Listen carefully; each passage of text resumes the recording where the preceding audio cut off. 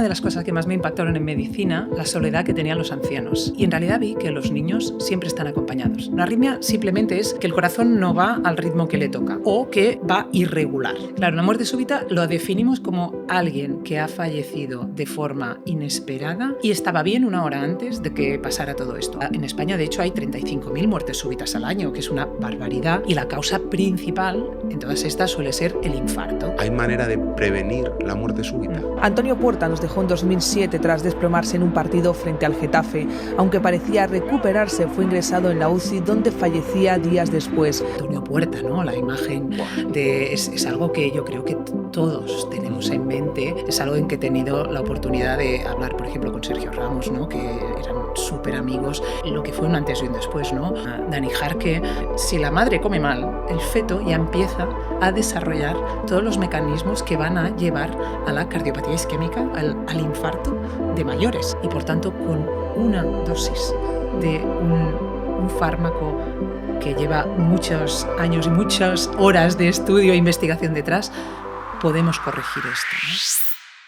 Hoy tenemos una invitada muy especial en el podcast, la doctora Cerqueira Brugada, es cardióloga infantil y además ha sido la cardióloga o es la cardióloga de mi hijo pequeño, de Gaby. Entonces, para mí es la cardióloga más importante del mundo, como os podéis imaginar. Es una profesional con una trayectoria impresionante, a pesar de que sigue siendo una doctora joven. Y además de su actividad clínica asistencial, que ahora hablaremos, también está involucrada en proyectos de investigación muy interesantes, como comentaremos ahora, ¿no? La doctora es licenciada en Medicina por la Universidad de Barcelona y primero realizó su especialidad en pediatría para posteriormente completar su formación con un doctorado en fisiopatología infantil en la Universidad de Barcelona y una formación mediante fellowship, que es como nos formamos los médicos en las subespecialidades, en Montreal, ¿verdad? Sí, en Montreal. Y luego también estuviste trabajando en París. Aparte eres profesora de universidad, investigadora, he visto más de 200 publicaciones científicas y también tu trabajo fundamental ahora mismo es eres la jefa de la unidad de arritmias del Hospital Sant Joan de Déu de Barcelona, un hospital de referencia no solo nacional y europeo, sino mundial, internacional, en muchas especialidades en pediatría. Y lo que a ti te compete, que me parece un tema súper delicado, ¿no? Porque la cardiología infantil y más las arritmias y los procedimientos mínimamente invasivos que tú realizas me parece realmente pues, de una delicadeza y de un cuidado extremo que requieren, ¿no? Bueno, bienvenida. Muchas gracias. Yo Un creo placer. que va a ser un podcast súper interesante porque aparte de esta área, que es tu área fundamental de cardiología infantil, también estás muy metida en la muerte súbita y la cardiología deportiva o la medicina deportiva, ¿no? Que tiene mucho interés, ¿no? ¿Qué te llevó a especializarte en cardiología infantil y más concretamente en el mundo de las arritmias? Bueno, yo creo que tenía una cosa muy clara, que es que a veces las cosas las haces por descarte. Y a mí una de las cosas que más me impactaron en medicina es la soledad que tenían los ancianos. Y a mí me partía el corazón. Era un tema que yo decía, yo quiero ayudar, pero yo no sé si podría vivir en pero la crueldad que a veces tiene la sociedad con la gente mayor, y me daba mucha pena. Y yo pensaba, es que me voy a morir de pena si trabajo con gente mayor y hoy en día la medicina hay una parte de geriatría muy importante. Ujú.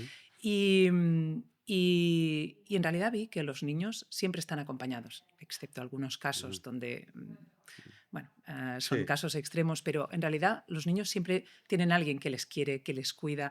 Y esto para mí era como, esta parte va a ser capaz de hacer salir mi parte médica De darte más fuerza. y darme más fuerza y no quedarme con me muero de pena, Ujú. ¿no? Y entonces pensaba que quería dedicarme a estar con niños, ¿no? No soy especialmente muy niñera yo, pero sí que, y es más, los suelo tratar muy como adultos a los niños, que esto es muy bueno, yo creo, pero tenía claro que quería hacer eso. Y la otra cosa es que la cardiología te da ese punto de medicina, de ver el paciente como un global, pero ahora, al mismo tiempo poder hacer el intervencionismo, ¿no? Y el intervencionismo de solucionar. A mí me gusta, soy muy práctica y muy pragmática y me gusta un problema, una solución Eso y es, poder resolver. la parte intervencionista es esta, ¿no? Y la cardiología, yo creo que todos los médicos en algún momento de nuestra vida hemos querido ser cardiólogos. Yo roté por cardiología y en verano pues estaba sentado en la consulta de un cardiólogo viendo electrocardiogramas y viendo pacientes porque es una parte preciosa de la medicina, ¿no? Y la cardiología tiene esa parte bonita que aparte de toda la parte médica y clínica y ser muy médico, puede ser muy intervencionista y hacer procedimientos invasivos que son la diferencia entre vivir y morir, ¿no? Total. Y eso es espectacular.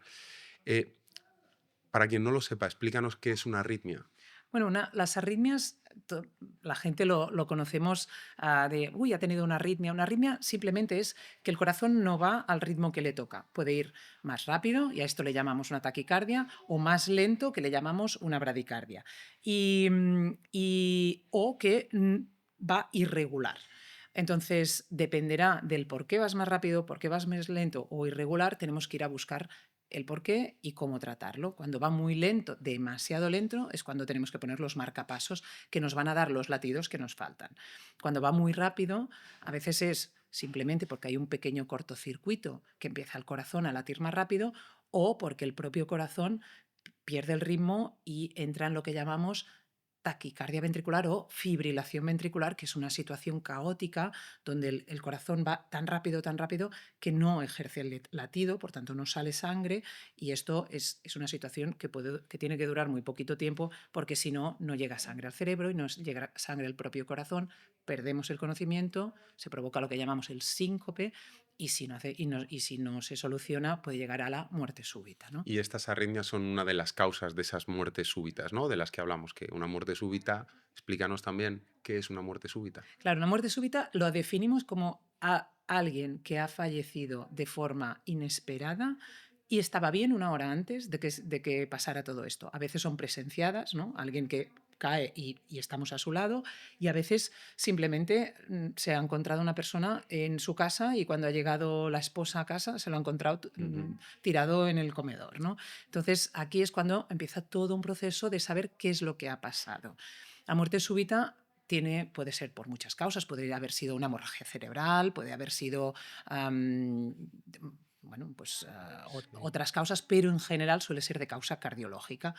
Y en España, de hecho, hay 35.000 muertes súbitas al año, que es una barbaridad, y la causa principal en todas estas suele ser el infarto, es decir, que una de las arterias que irriga el propio corazón, que se llaman coronarias, se ha taponado, el corazón no ha sido capaz de recibir la energía, la sangre y los nutrientes que necesita para funcionar, y se para, se para o empieza a fibrilar, lo que decíamos. Entonces, esto pasa en mayores de 50 años, la causa principal es el infarto. Cuando lo vemos en adultos jóvenes o niños, la causa del infarto es mucho menos frecuente porque todavía no ha podido ir recopilando, o sea, recopilando riesgo para Sí. provocar el infarto. Y entonces lo que suele ser la causa es causas genéticas, enfermedades que están en nuestra información genética, en nuestros libros de instrucciones internos que tiene cada una de nuestras células, y que lo que da una instrucción errónea. Es como si tienes que hacer un pastel y resulta que el libro de instrucciones te dice que le pongas cemento en vez de harina. Ese pastel no va a salir. Entonces, y va a funcionar mal. Si el pastel es muy, muy grande y es de lo que tenemos que comer, eso va a ser incompatible con la vida. Si es solo un pequeño petit four de Sí. al final de la comida, pues a lo mejor no será tan impactante. Y a veces estas enfermedades que llamamos enfermedades genéticas o cardiopatías familiares, estas pueden no dar la cara desde el principio de la vida, sino darla un poquito más adelante o hasta en vida adulta. Y entonces es cuando se han manifestado, porque pueden dar, como digamos, un proceso degenerativo progresivo. Entonces, en todas estas enfermedades, lo importante es identificar quién es portador de todas estas, ¿no? Ujú. Claro, una cosa, escuchando esto, uno puede pues, asustarse, ¿no? Porque no avisa la muerte súbita, ¿no? Claro. Es algo que llega, lo hemos visto, historias muy tristes, ¿no? Que lo hemos podido ver en directo, como algunos deportistas de élite, gente joven, gente sana, con buenos hábitos, de repente se desploma y hay veces que no hay nada que hacer, ¿no? Que incluso que es una parada presenciada, los médicos hemos sido incapaces de reanimar a esos pacientes. ¿Hay manera de prevenir la muerte Mm. súbita? Bueno, esta es la gran lucha, ¿no? ¿Cuál sería mi deseo a pedir a los Reyes Magos? Pues que erradicar la muerte súbita en el mundo. Y de hecho, como profesional, mi hito profesional es erradicar la muerte súbita en el mundo. Es ambicioso, sí, pero hay que ser Sí, ambicioso hay que ir profesionalmente a en por este ello. sentido, ¿no? Am, ¿Cómo se puede prevenir? Hay campañas de prevención, es decir, todo lo que hacemos de medicina preventiva al final es lo que va a dar un rédito más alto, ¿no? Totalmente. Es así en todos los sentidos. Si nosotros analizamos las causas que provocan la muerte súbita, en realidad estamos hablando del infarto. ¿Qué es el infarto? ¿No? Es la acumulación de unos riesgos que vamos a tener, básicamente la aterosclerosis o la cardiopatía isquémica, todos estos riesgos de salud cardiovascular. De esto, los factores que lo provocan, lo sabemos todos y es lo que nos Pero hay que repite repetirlo cada mañana, cada vez, cada como mañana, un ¿no? mantra. Es decir, la hipertensión, la diabetes, la obesidad, el sedentarismo, el fumar, el estrés, todo esto son cosas modificables. Hay dos cosas que no se pueden modificar, que es la edad, que esto también es un factor de riesgo, y el género, o bueno, el sexo, ¿no? Que es también nuestras hormonas juegan un papel de las pocas cosas que a la salud femenina nos protegen los estrógenos, pues justamente es para la cardiopatía isquémica. Luego ya perdemos los estrógenos y ya empezamos ya a entrar en el mundo del riesgo. Pero todos estos factores nos ayudan a prevenir. Por tanto, dentro de proteger nuestra salud cardiovasculares, evitar todas estas cosas. Entonces, hay además la genética. Nosotros nuestra genética no la podemos modificar. Que tengamos en la familia más riesgo cardiovascular, esto no lo podemos modificar. Pero si nosotros sabemos que tenemos un riesgo cardiovascular, y a veces no hacen falta grandes pruebas. Hoy en día hay pruebas y test que me predicen mi riesgo cardiovascular. Pero vaya, que si tu abuelo ha tenido un infarto, tu padre ha tenido un infarto, su hermano ha tenido un infarto y tú tienes un hermano de 54 que ya ha tenido un infarto, muy bien, esta genética no está. Entonces es muy importante el decir, bueno, pues será que me tengo que cuidar. ¿Y Ujú. cuándo empieza el cuidado? ¿Cuando ya hemos tenido un susto? No. De hecho, hay muchísimos estudios que se ha visto que el feto, si la madre come mal, el feto ya empieza a desarrollar todos los mecanismos que van a llevar a la cardiopatía isquémica, al infarto de mayores. De hecho, se hicieron unos estudios preciosos con ratones, que eran ratones embarazadas, y a unas se les dio de comer chocolatinas, en concreto una marca que no vamos a decir, y las otras Son todas igual de malas. sí, todas igual de malas. Y entonces la tasa de cardiopatía, ya de pequeños ratoncillos que nacían con cardiopatía, era Increíble, ¿eh? muchísimo mayor. O Increíble. sea, ¿cuándo empieza el cuidarse? Cuando tu madre está embarazada de ti, ya está. Que resulta que mi madre no se cuidó. Bueno, pues hazlo tú, ¿sabes? Claro, la primera prevención de la muerte súbita, por ser la causa más frecuente, los eventos cardiovasculares, es la prevención Claro, primaria de claro, los factores de, claro. de riesgo, ¿no? Que, bueno, eso es una lucha que tenemos todos los médicos, porque sabemos que casi nos dejan sin trabajo la humanidad si cuidasen los factores de riesgo, ¿no? Si no Total, sí, tuviésemos sí, obesidad, la gente hiciese actividad física y fumase y no fumase, sí, pues sí. sería un cambio tremendo en la incidencia de yo creo que la mayor lacra de salud que tenemos, ¿no? Que es la enfermedad cardiovascular. Total. Y con las secuelas que esto lleva, porque no es hacer un infarto y ya está, es que a esto lleva el infarto cerebral, el quedar con las secuelas neurológicas, el ictus, todo. No es solamente el he tenido un infarto, me han puesto un stent, o he M- tenido un infarto y me he muerto. Hay m- un intermedio Mira, que es me quedo con secuelas. ayer en la visita que hacíamos en el hospital de Quirón de Torrevieja, me enseñaban la zona de neurorehabilitación. Uh, Yo creo que todo el mundo se debería dar un paseíto de vez en cuando por una zona de neurorehabilitación y ver el impacto, porque ahí había gente joven, ¿eh? Había gente mayor, pero había gente joven, que algunos igual son accidentes de tráfico, pero seguro, por estadística, había muchos que eran eventos cardiovasculares, ¿no?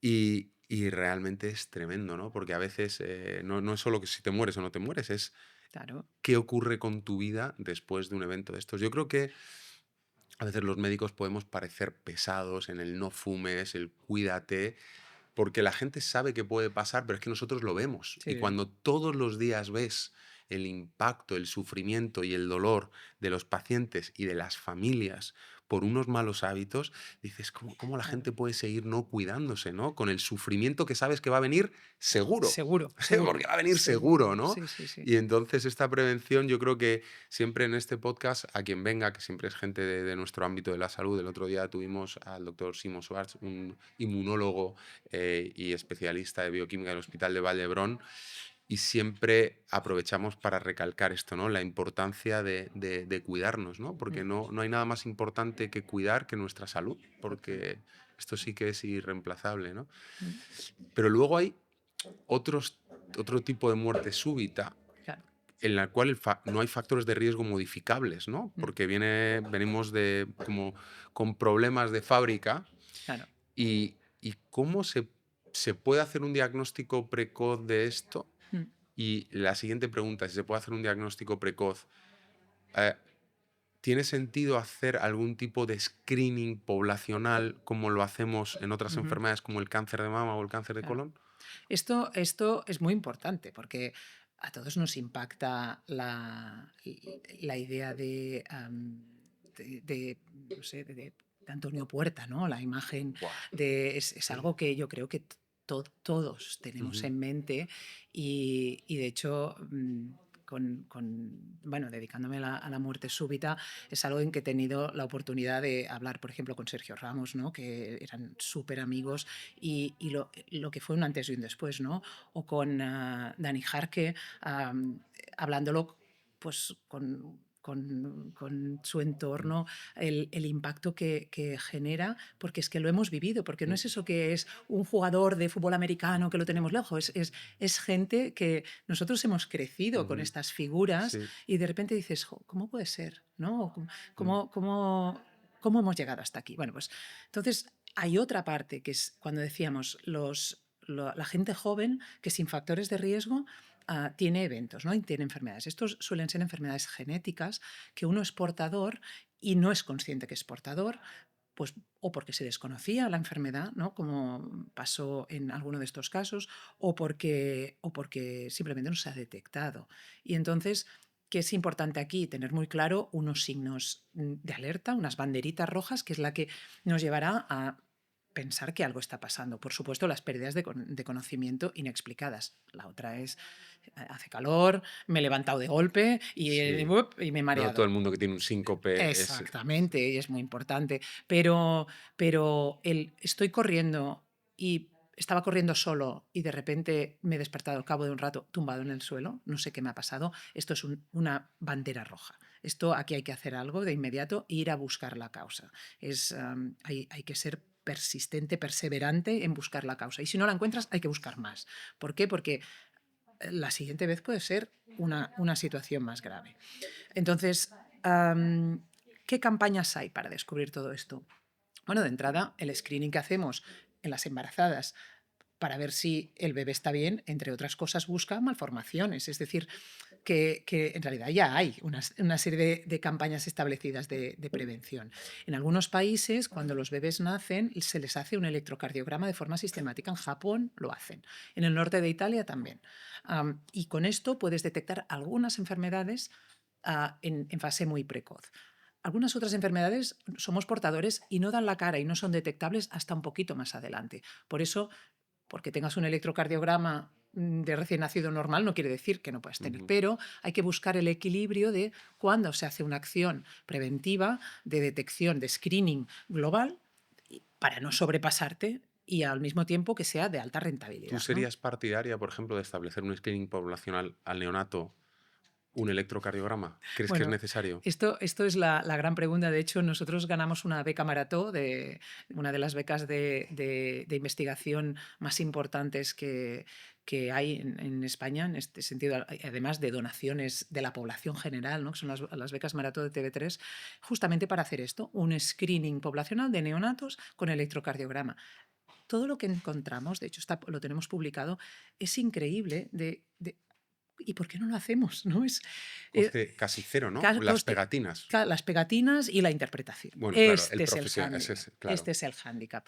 Entonces, por ejemplo, Japón ya hace muchos años que lo instauró y se detecta. Entonces, con esto, un grupo de expertos vimos cuándo se tenía que hacer, cuándo es la máxima rentabilidad, ¿no?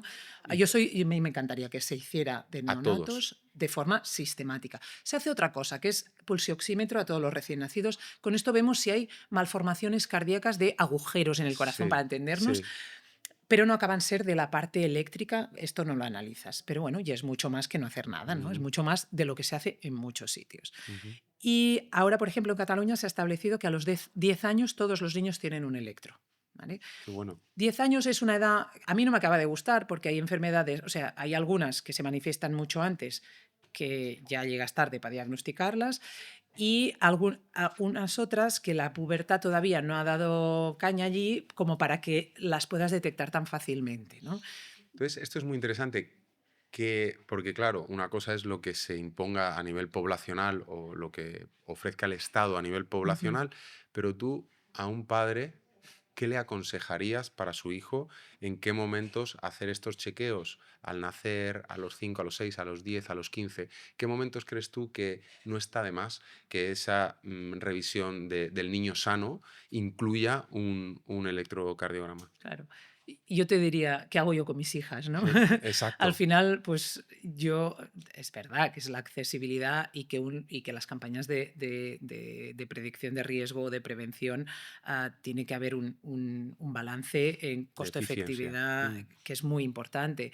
Pero está claro bueno, pues lógicamente al nacer, los primeros 2 meses de vida, importante, luego normalmente 3, 5 añitos, cuando empiezan ya a hacer su actividad, los niños, no, es que solo hace multideportes. Sí, da Igual, igual, se está ya moviendo y el corazón ya está latiendo está, rápido. claro. Luego, cuando hay el pico de crecimiento, o sea, prepubertad, 8 o 10 años, y luego claramente en la pubertad. ¿Por qué? Porque aquí no solamente incides en detectar cosas, tu palabra es muy importante. Es decir, si le hablas al niño de tú a tú, no hablar a los padres, hablar al niño a través de los padres, de tú a tú y le dices, oye, empiezas allí a machacar con la prevención, es decir, oye, Factores de y estás riesgo, ¿no? comiendo bien Ujú. y enséñame la boca, venga, abre la boca como un león, vamos a ver cómo tienes los dientes, madre mía, esta caries, madre mía, cómo tal, y te viene que tiene el chocolate entre los dientes y dices, pero bueno, ¿qué haces Sí. comiendo chocolate entre horas? Es decir, que normalizas el consejo de salud y de prevención, ¿no? Y ya forma parte y le dices, oye, pues el próximo día te voy a hacer correr en una cinta y vamos a ver si... Y allí le animas. Es decir, le animas a cuidar de su salud y le estás haciendo formación, le estás haciendo educación de prevención cardiovascular o de prevención de salud, ¿no? Y luego es cuando hablaremos también, normalizaremos el hablar del consumo de alcohol, el consumo de drogas, el fumar, por supuestísimo. Y Ujú. no nos vamos a esperar que tenga 14 años, ya ha estado expuesto, lo vamos a hacer mucho antes. Y de dar, bueno, la matraca Hay que hablar continuamente. abiertamente. Totalmente. Mm. Pero hablando con el niño, hablándole y preguntándole a él. Y oye, ¿y tú cómo te sientes? ¿Y tú cómo? Mientras le estás haciendo la eco, es un momento, yo digo, de intimidad, porque Ujú. primero lo estás tocando, le estás enseñando el corazón, le puedes hacer partícipe. Una de las cosas que me encanta, sobre todo en estos niños que tienen obesidad, que vemos muchísima, yo les enseño en su corazón, les enseño la eco y les enseño la grasa epicárdica y la grasa pericárdica, ¿no? Esto me parece un tema súper interesante, ¿no? Porque claro, hablamos de factores de riesgo, obesidad, tabaco, malos hábitos, pero es que esto ya tiene un impacto negativo en la infancia de Total. muchos niños, ¿no? El otro día tenía en la consulta una paciente con lipedema, un poquito de sobrepeso también, y le empecé a hablar de hábitos y se derrumbó, empezó a llorar.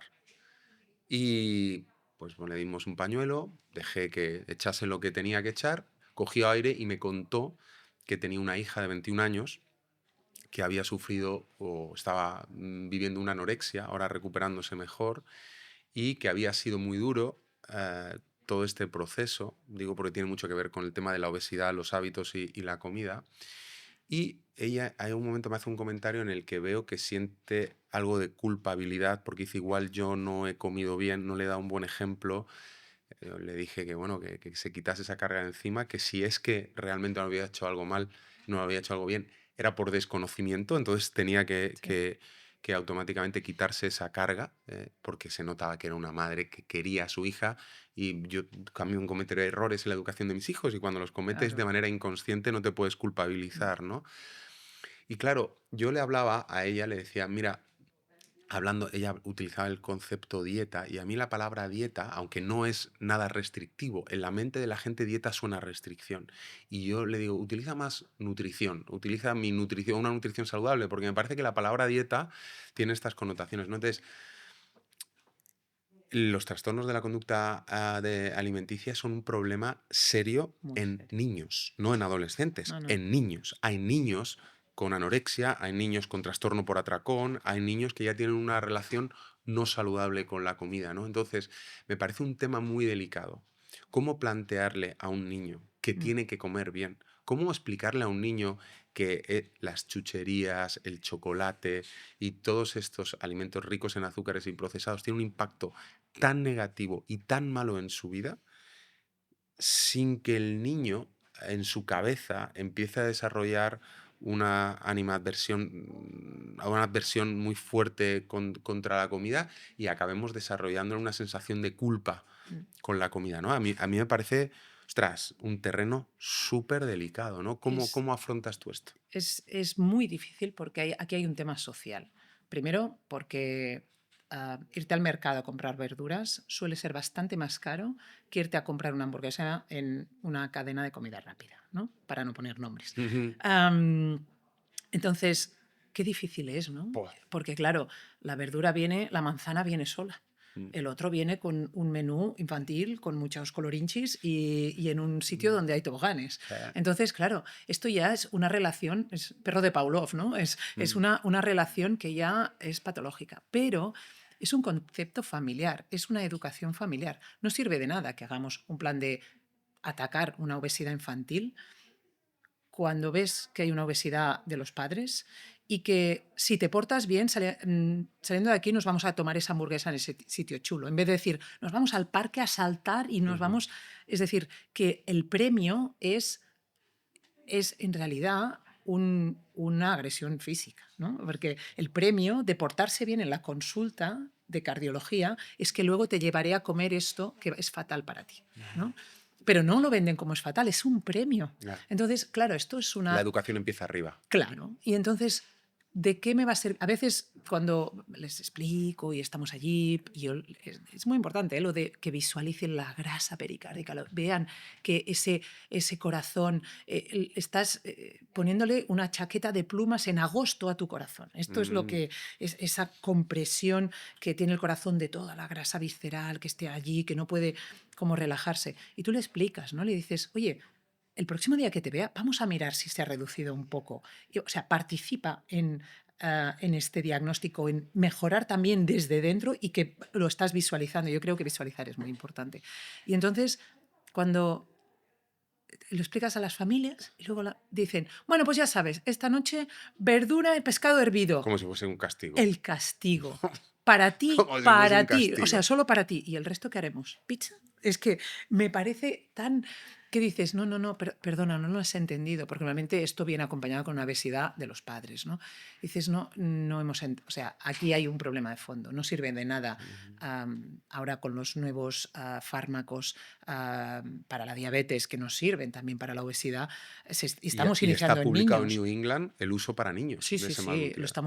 lo estamos utilizando. Lo que pasa que esto no sirve de nada si no va acompañado de un reaprendizaje de muchas cosas que no es nada fácil, ¿no? Porque necesitamos todo un apoyo social, emocional, suele haber mucha ansiedad, mucha depresión ligada a todo esto y a veces para mucha gente el comer es la salida a estos problemas de ansiedad, básicamente, ¿no? Y de tristeza, y que cuesta mucho porque lo tienes que atacar desde Una muchos... cosa que igual mucha gente no sabe es que la adicción al azúcar es Ujú. más intensa que otras drogas como la cocaína. Sí. Y estamos haciendo, esto es, igual tiene la gente de decir qué barbaridad, estamos haciendo niños adictos al azúcar. Total. Estamos enfermando a los niños, metiéndoles una adicción, que el niño tenga ese craving, esa ansiedad por consumir azúcar, por consumir chocolate, que va a tener un impacto, bueno, claro, a nivel neurológico lo tiene el mismo día, porque el Ujú. nivel de excitación que se le produce al niño con el azúcar es tremendo, ¿no? Lleva a un niño a una fiesta de cumpleaños a las 6 de la Uf. tarde, enchúfale una tarta de chocolate y chucherías y intenta dormirlo a las Sí, 9. sí, O sí. sea, Lo hemos sufrido todos, ¿no? claro, es imposible, ¿no? Pero, claro, el impacto que tenemos en la vida de nuestros hijos es brutal. Y una cosa, como tú das este consejo cada día a los niños, le hablas abiertamente y le dices a un niño pequeño, tienes obesidad Sí, y tienes que perder peso. sí. Hay que ser cuidadoso. ¿Y Ah, cómo les dices esto? bueno, de entrada, lo que decía, la ecografía es un momento muy íntimo donde tú estás físicamente encima, es decir, además yo hago las ecografías con la mano derecha y el corazón está en la izquierda, con lo cual hay un cierto abrazo. Para mí el contacto físico es muy importante. Venimos de una cultura mediterránea, Ujú, latina, ¿no? Donde tocar y el contacto, o sea, nos genera paz. totalmente. Y hay otras culturas donde tocar es muy agresivo y Ujú. que un abrazo es muy difícil. Nosotros en este entorno no. Yo cuando estuve fuera me costó un poquito entender este concepto, que en todo un día no hubieras tenido contacto físico con nadie, o sea, físico, físico, Ya. ¿no? Entonces es un momento donde lógicamente hay una petición de permiso, oye, te voy a hacer una ecografía, te explico, es muy importante que ellos no sean el elemento observado pero que no tienen voz ni voto, no, Ujú, es participa de ello, ¿no? O te voy a palpar la ingle, ¿no? Es muy ujú, importante decir, oye, te voy a palpar la ingle, te ujú. informo, te parece Sí, bien, ¿no? Porque, y le pides permiso y claro, sí. entonces en ese momento de abrazo es en el momento donde también hay una calma. Fíjate, el feto cuando está en la barriga, y esto es un poquito salir, ¿no? Pero el feto cuando está en la barriga está completamente en contacto, ¿no? Con lo que sería la placenta, el útero, Abrazado, en abrazado. contacto. Una de las formas de calmar los recién nacidos es ponerle la mano en la cabecita y en el culete, ¿no? Y como Se hacerle sienten de útero, ¿no? protegidos, ¿no? Se Y sienten esta protegidos. protección y tenerlo como acurrucadito. En el fondo, nosotros nos pasa lo mismo. ¿Qué hacemos cuando queremos cuidar a alguien, no? Le Mm, pones la mano en la cabeza, en la frente, le coges la mano, es decir, hay un arropamos. Entonces, en ese momento yo creo que este momento que hay un contacto físico tiene que ser un contacto físico donde se perciba estoy contigo, ¿no? Y aquí es cuando pues claro, están con el tórax descubierto porque estamos haciendo la ecografía mi forma de hacer las ecocardios, lo último siempre es en la zona de lo que llamamos subcostal para ver la parte de las aurículas del corazón, se ven mejor desde abajo, ¿no? A veces me dicen, aquí tengo el corazón, y digo, sí, sí, sí. lo veo desde aquí. Entonces, en ese momento es cuando estás en la barriga y es en general la obesidad en niños no está en una Sí. obesidad, es una obesidad de, bueno, barriguita, ¿no? Ujú. Entonces es cuando dices, oye, mira, y es ese momento donde aprovechamos. Si yo de entrada lo primero que les digo, oye, tienes la barriga, Ya. estamos Ya. generando un anticuerpo, ¿no? Entonces es un momento donde al final de este proceso de contacto físico es donde dices, oye, tal. Y luego es cuando entramos a decir, oye, estarás, ahora mejor harás un pico de crecimiento, con lo cual tienes una ventaja. Yo siempre les explico, yo solo puedo crecer a lo ancho, yo ya a lo alto ya no puedo Mm, crecer. Tú tienes la ventaja que puedes crecer a lo alto, por tanto, si te cuidas, es decir, no está todo perdido, si te cuidas, aquí tienes el crecimiento que va a ir a tu favor y por tanto, estos kilos que ahora podemos tener de más, tu cuerpo lo puede aprovechar para crecer, pero crecer en altura porque todavía tus huesos están para crecer. Entonces, es como siempre en positivo para, pues lógicamente, dar este paso, pero ujú, hay que ujú. hablarlo al niño directamente, pero necesitas el soporte de la familia, ¿no? ¿Y te ha pasado que algunos padres se sientan incómodos o no les guste que les digas eso a los niños? ¿O no? Bueno, yo creo que si han tenido experiencias previas malas, vienen ya como, sé que me dirán eso. Y también es verdad que hay algunas personas que ven, que ves, que ya han oído esto muchas veces y que están, uno, herméticos y dos, como a la defensiva, ¿no? Y entonces hay que buscar las palabras, pero intentar siempre, o sea, confirmar y reafirmar que este es el mensaje a comunicar. Y hay gente que, bueno, no, lo siente como agresivo porque seguramente no se ha comunicado bien, porque a Ujú. nadie le gusta que le digan Hay que decirlo con cariño, con que tiene respeto y sobrepeso, que sí. tiene obesidad Ujú. y bueno, pero buscar también la parte, bueno, buscarle un punto positivo. No te voy a decir, oye, tienes una obesidad, qué mal, no.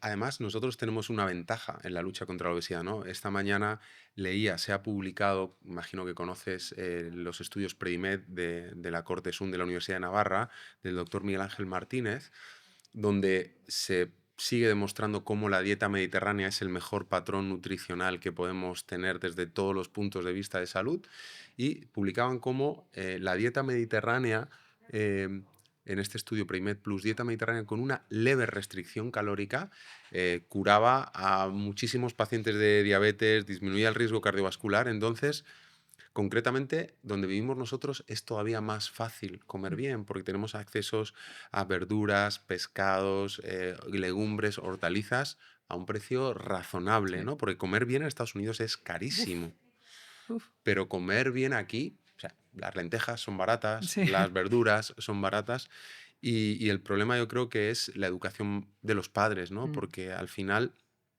yo creo que todos los que somos padres lo vemos, nuestros hijos son espejos nuestros. total, O sea, copian todo. todo, copian todo. Entonces, la intervención tiene que ser en los padres, Ujú, ujú. no en los hijos, ¿no? Sí, sí, sí, sí. Y esto es muy complicado, porque cambiar hábitos de hombres y mujeres de 30, 40, 50 no es nada fácil, Mm. es el gran reto, ¿no? Bueno, y este ejemplo va a ser también, ¿no? Cuando entran en la consulta y huelen a tabaco, ah, yo es algo que no, o sea, no lo puedo evitar, o sea, lo tengo que decir. Le digo, bueno, el corazón está muy bien, pero tendríamos que intentar que continuara así y fumando en casa no va a ser muy bueno para el niño. Ujú, ¡Papam! Ya está, ya lo he mm, soltado porque no lo puedo evitar, porque además soy muy sensible a los olores, con lo cual lo percibo. ujú, Y en general la gente tiene una costumbre que es que cuando tiene que entrar en un hospital, primero se fuma el cigarrillo, ¿no? Porque hay este punto de nervios y así. Entonces digo, esto es el ejemplo que tú estás dando, ¿no? Y es una cosa, no tienes razón. Jamás me han dicho a ti qué te importa, ¿no? ujú, En realidad la gente lo sabe, pero necesitan decirlo. ujú, Pero hay un más a más y yo creo que este es muy importante. Yo siempre digo que hay una parte muy importante en la prevención del riesgo cardiovascular, que es también la felicidad, ¿no? Y la felicidad es fundamental y tiene un rol muchísimo más importante del que damos, el peso de la felicidad. Y la felicidad no es ser muy rico y tener muchos chicos guapos a tu lado, ¿no? O chicas guapas. Es básicamente sentirte querido, sentirte apoyado, vivir en una sociedad donde te sientas seguro, que puedas salir a la calle, que no tengas que sufrir, que, que, que, que que tus hijos estén sanos, que no te tengas que preocupar por tus padres. Esto al final es, si no es así, es una adrenalina continua que también va machacando el corazón, ¿no?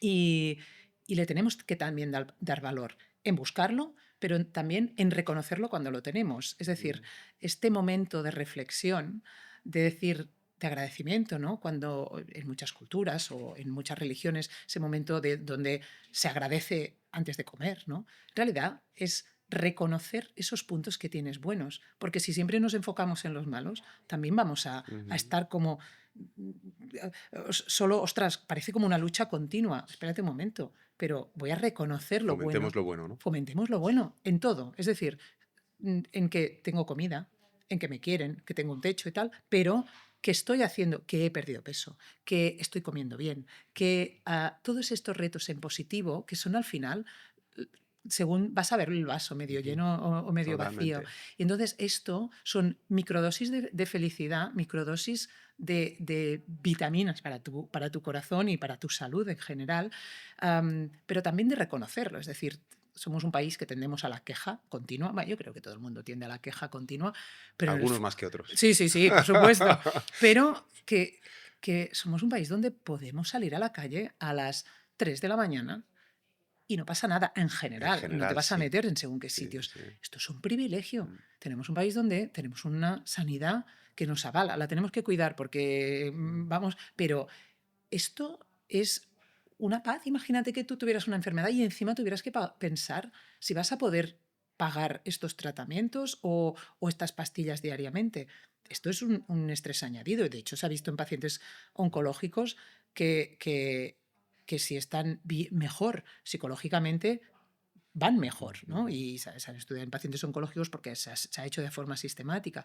Pues esto también hay que darle valor. Y esto al final es también la fuerza de la familia, la fuerza de los compañeros, las amistades, el tener un trabajo, que estés bien, seas feliz, ¿no?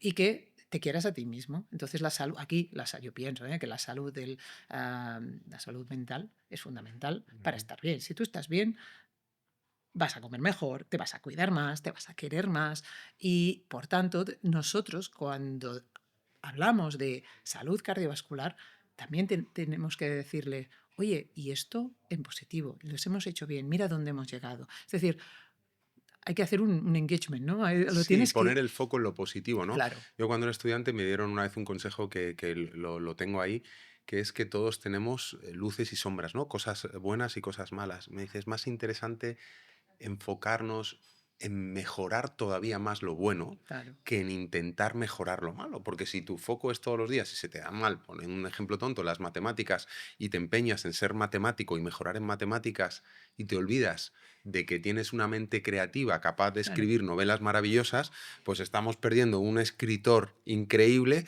y estamos construyendo un matemático nefasto, ¿no? claro, Entonces también en las virtudes personales yo creo que, y también los regalos que tenemos cada uno en la vida, una familia bonita, vivimos en un sitio bonito con mar, pues poder ir a la playa, todas estas cosas, ¿no? claro, Y esto creo que es un planteamiento vital, filosófico, antropológico muy interesante, porque claro. cambia la visión de todo, ¿no? Poner la luz y el foco en lo bueno. Ujú, Y yo creo que es importante también en los niños, yo hablo como padre, ¿no? Pues identificarles las cosas que hacen bien total, total.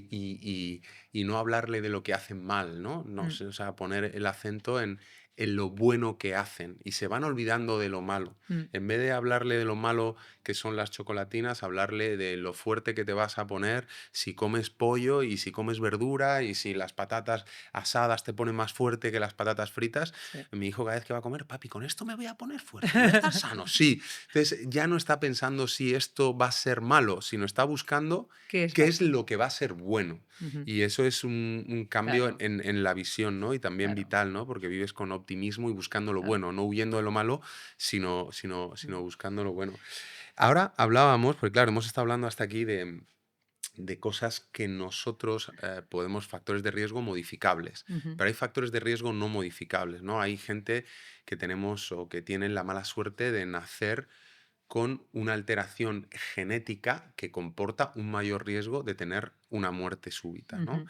Explícanos qué son estas alteraciones genéticas y qué impacto tienen en la vida de los niños. Mira, hay básicamente, cuando hablamos de las enfermedades genéticas, que le llamamos cardiopatías familiares o hereditarias, vienen a ser esas cosas que están inherentes dentro de nuestro ADN, ¿no? Lo que decíamos antes del el que va a ser nuestro libro de instrucciones y las instrucciones son erróneas. Entonces, estas básicamente son de dos tipos, o de la forma en que el músculo cardíaco está formado y se va deteriorando de una forma precoz. Básicamente se va deteriorando porque sustituye el músculo por fibrosis, por cicatriz, por callos, pequeños callos en el corazón. Y la otra son las eléctricas, ¿no? La electricidad tiene que ir por el corazón de un cierto modo, de atrás a adelante, de arriba abajo, de derecha a izquierda. Entonces, esta transmisión de electricidad, esta red eléctrica, a veces no funciona del todo bien. A unas les llamamos miocardiopatías porque es la afectación del miocardio, que es el músculo cardíaco, y las otras las llamamos canalopatías porque son los canales iónicos, son las pequeñas estructuras que son las puertecitas que van pasando la electricidad de una célula a la otra dentro del corazón.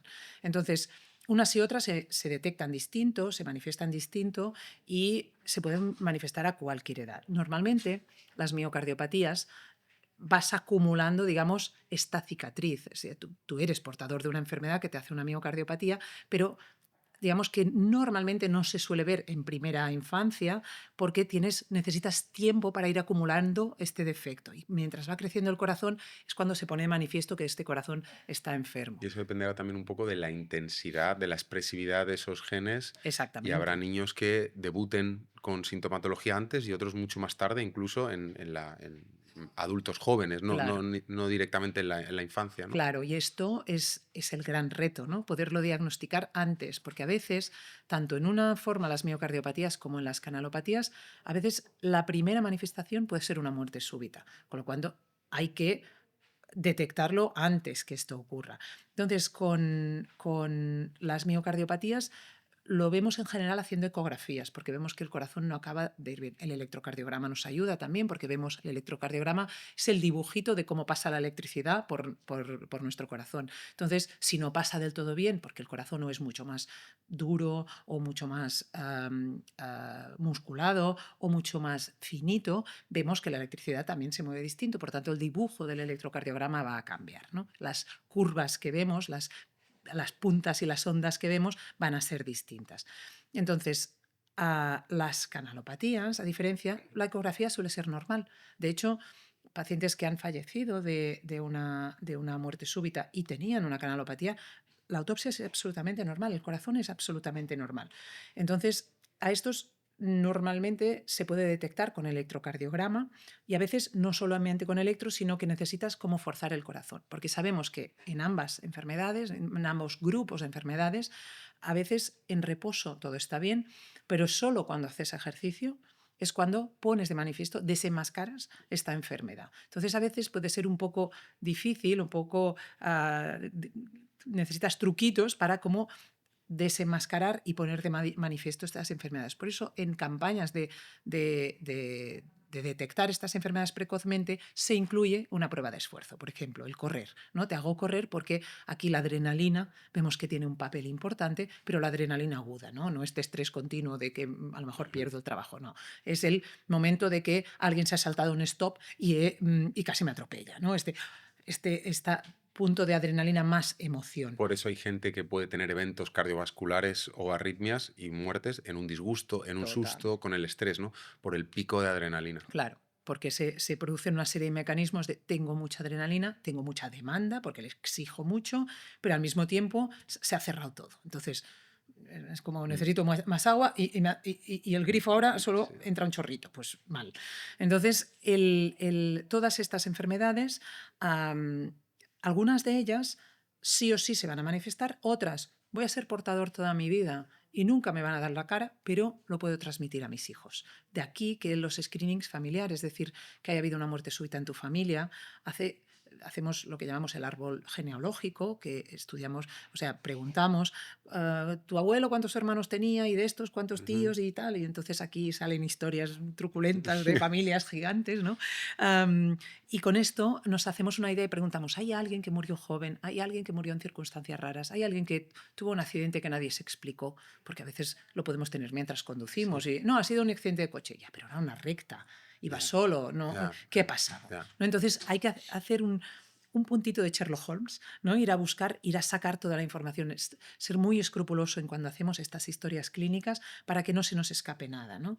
Cuando decimos un aborto de tercer trimestre, ¿no? Que espontáneamente, 38 semanas de gestación y el feto ha dejado de latir. ¿Qué diferencia hay entre morir súbitamente al mes de vida o al menos un mes de vida? Pues hay que buscarlo, no hay que... O sea, a lo mejor no tiene nada que ver, pero esa O sea, información que hay hay que muchos ponerla. abortos que pueden estar relacionados con Podrían estar, sobre todo los de el tercer tercer trimestre. trimestre. De hecho, en San Joan de Déu tenemos un protocolo que le llamamos muerte súbita intraútero, que hacemos estudios súper a fondo de estos fetos que mueren en tercer trimestre, hasta les hacemos un estudio genético para ver que no sean portadores de Y encontráis enfermedades. de vez en cuando. Encontramos de vez Sí. en cuando. Explicación, ¿no? Y a Ujú. veces en estas muertes súbitas lo que queda, lo que impacta más es ¿y por qué ha pasado? Pues no lo sabemos, porque a veces lo haces todo, lo buscas todo y sigues sin una respuesta, con lo cual es una situación desgarradora para la familia, pero también para nosotros como profesionales el no tener una respuesta, esta incertidumbre y sabiendo que a lo mejor puede ser genético, él sí puede volver a pasar en esa familia, ¿no? Ujú. Es una de las cosas con las que tenemos que luchar, que sabemos muchas cosas, cada vez más, pero no todas, ¿no? Ujú. Y vivir con esto es como... Antes me contabas, bueno, una historia. Yo creo que podemos hablar de un hito que va a ocurrir en la cardiología y va a ocurrir en Barcelona, que es que, si Dios quiere, si todo va bien, vamos a curar una niña Mm, con una inyección, ¿no? sí. Esto es una cosa súper impactante, ¿no?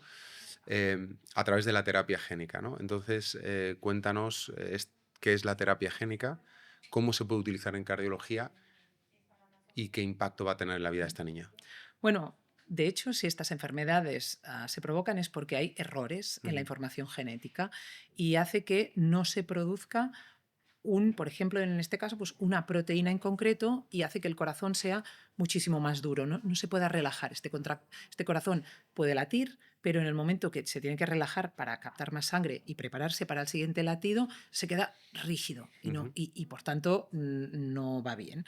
Entonces, los avances impresionantes que se han dado en esta última década, porque es que es una década, nos han permitido decir, bueno, vamos a buscar herramientas que vamos a intentar modificar esta secuencia de ADN que da una información errónea.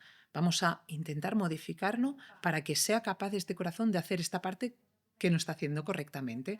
A esto le llamamos terapia génica. Es una terapia dirigida a los genes, a esa estructura chiquitita, esa frase que está errónea en ese libro de instrucciones.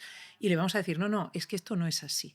Y esto parece ciencia ficción, pero es una realidad. Y de hecho, bueno, pues espero que podamos ser partícipes de este hito y que todo se lleve a cabo correctamente, pero si no es ahora, será pues bien pronto porque ya se está haciendo, se están modificando enfermedades genéticas y por tanto con una dosis de un fármaco que lleva muchos años y muchas horas de estudio e investigación detrás, podemos corregir esto, ¿no? Es increíble, tú lo ves y una vacuna y curas un curas. problema cardíaco. Exactamente, un problema cardíaco que además te lleva a una situación gravísima, ¿no? Gravísima, estamos hablando de que De el la paciente muerte, puede morir. claro. Entonces es emocionante. O sea, yo participo activamente en que esto se lleve a cabo y o sea, me tengo que contener porque es, Muy es emocionante, ¿no? muy emocionante, ¿no? Me preguntaba el otro día una paciente si el colocar stents en las coronarias había sido el poner estos tubitos que hacen que se nos abran las coronarias que se habían cerrado, si era el hito en cardiología más importante que ha habido, ¿no? Am, y que además estaba viendo la serie de NEAT, no sé si la Ujú, has visto, ¿no? Que ujú. es una serie de la medicina del siglo XIX, no, perdón, principios del XX, donde, en un hospital en Nueva York, donde vemos la primera revolución en cirugía, ¿no?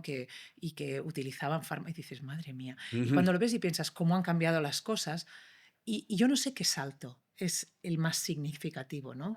Porque a mí me parecía brutal que pasaran de operar sin lavarse las manos a que se las lavaran. El que me Ujú. Sí, parece sí, sí. esto, a mí me parece el granito de la medicina, ¿no? Que redujéramos las infecciones, es algo ahora impensable.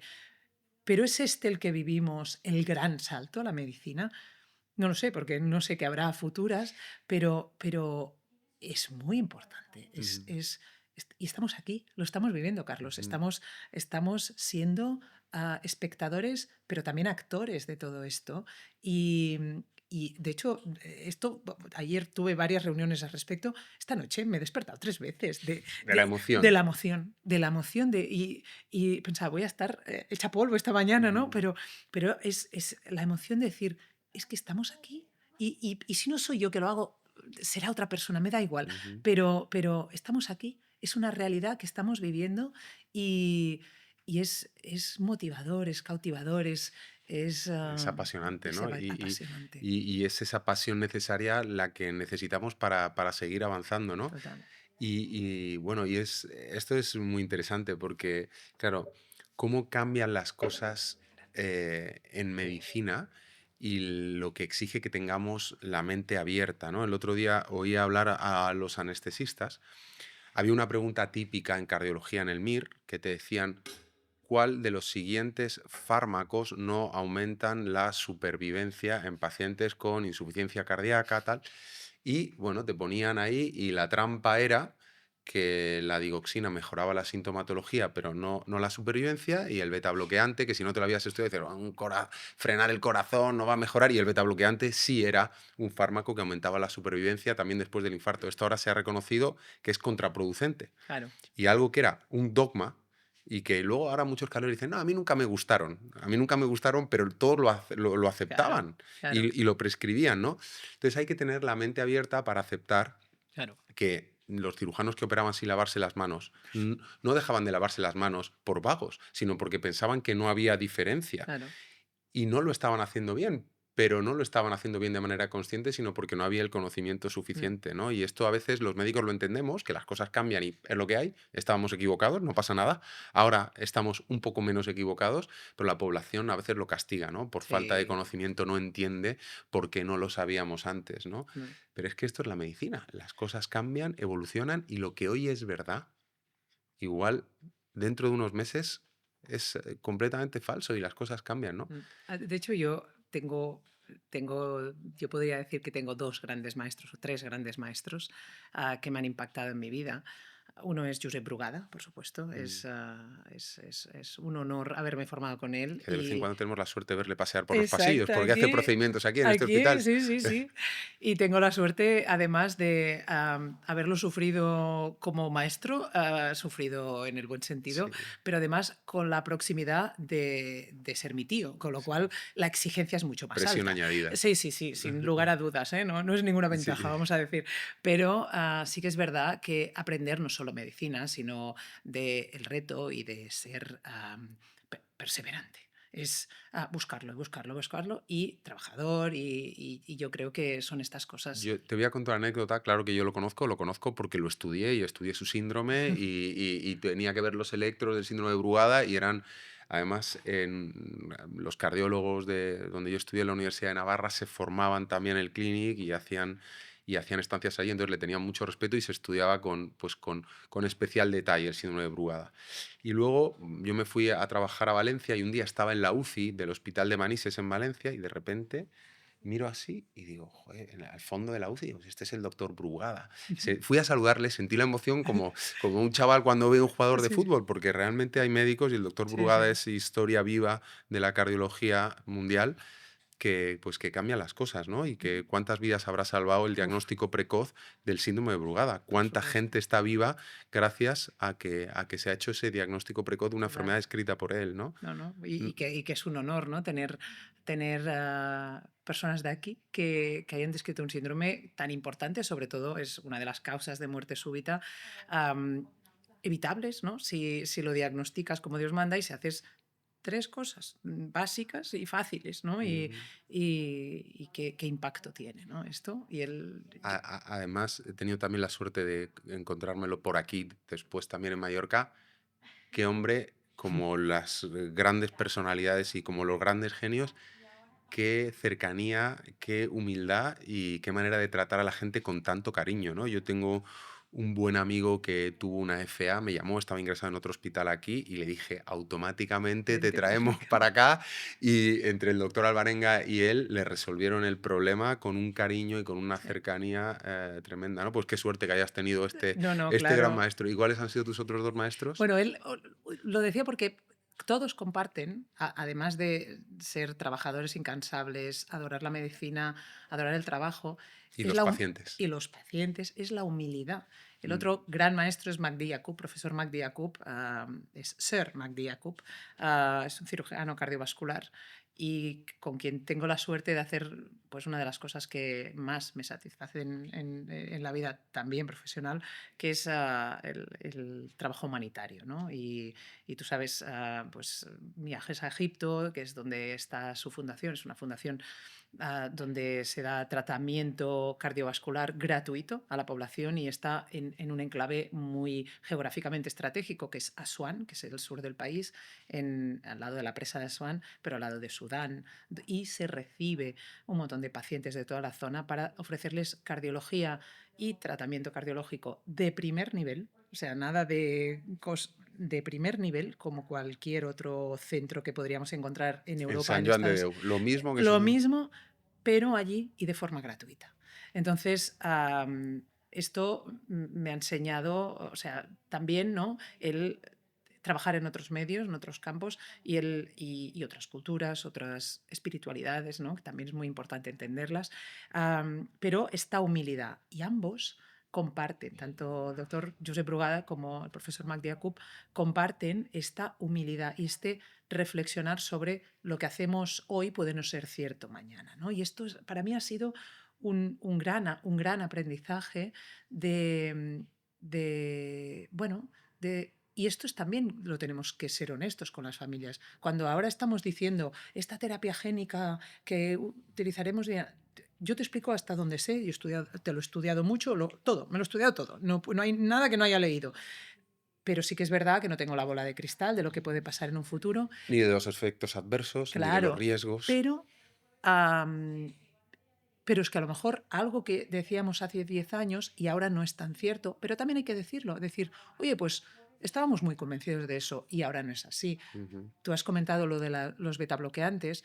También es verdad, ha habido unos titulares un poco perniciosos en todo esto, porque el 3% de los españoles toma un medicamento que no sirve para nada. Ya, bueno, esto es... Esto no es así. Por ejemplo, los betabloqueantes, que por cierto, hay algunas de estas enfermedades que hablamos genéticas que es el tratamiento, pero es el tratamiento de elección. Pero vivir beta bloqueado no mola, para No. nada, es horrible. Y yo siempre digo que a los que lo prescriben lo tendrían que probar, porque realmente imagínate que tú tienes que subir unas escaleras, pero con un freno de mano puesto. Ya. Pues esta es la sensación, una sensación de que la vida se te va por el lavabo. Es una sensación de agotamiento físico. Pero sí se ha visto que aumenta la supervivencia en pacientes donde el corazón no late, no tiene la fuerza que tiene que tener, ¿no? Lo que llamamos fracción de eyección baja, ¿no? La fuerza del corazón. Y en estos claramente se ha visto que van bien.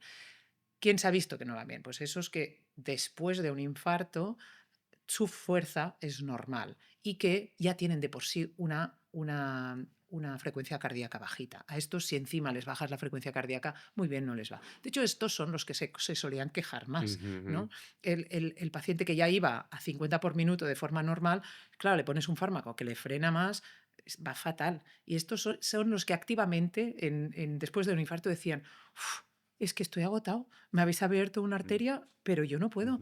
Entonces, era cuando jugábamos, digo yo, a las rebajas, ¿no? A ver cuánto te bajo. Además, tiene una serie de efectos secundarios que especialmente los hombres no toleran muy bien, ¿no? Que es la disfunción eréctil, y que hay que hablarlo abiertamente también, ¿no? Es algo que tenemos que preguntar los médicos activamente porque forma parte de esta felicidad y bienestar de salud, ¿no? Y entonces decíamos, bueno, vamos a reducirlos o hasta quitarlos porque ya veías que no iban bien. Por eso ya había muchos cardiólogos que dicen que no les gustaba. Exactamente. Entonces, ¿qué pasa? Cuesta mucho ir en contra de las guías, porque al final las guías clínicas es, digamos, como lo que nosotros nos avala sobre son las reglas del juego. Es que esto es, ¿no? Y las guías clínicas muchas veces, o a mí me pasa, ¿no? No sería un debate muy, muy profundo, pero hay guías que el sentido común dicta que no están bien.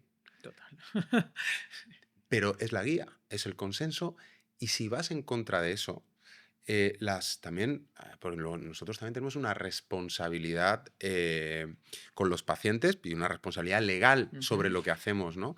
Y entonces ir en contra de las guías se puede considerar una negligencia.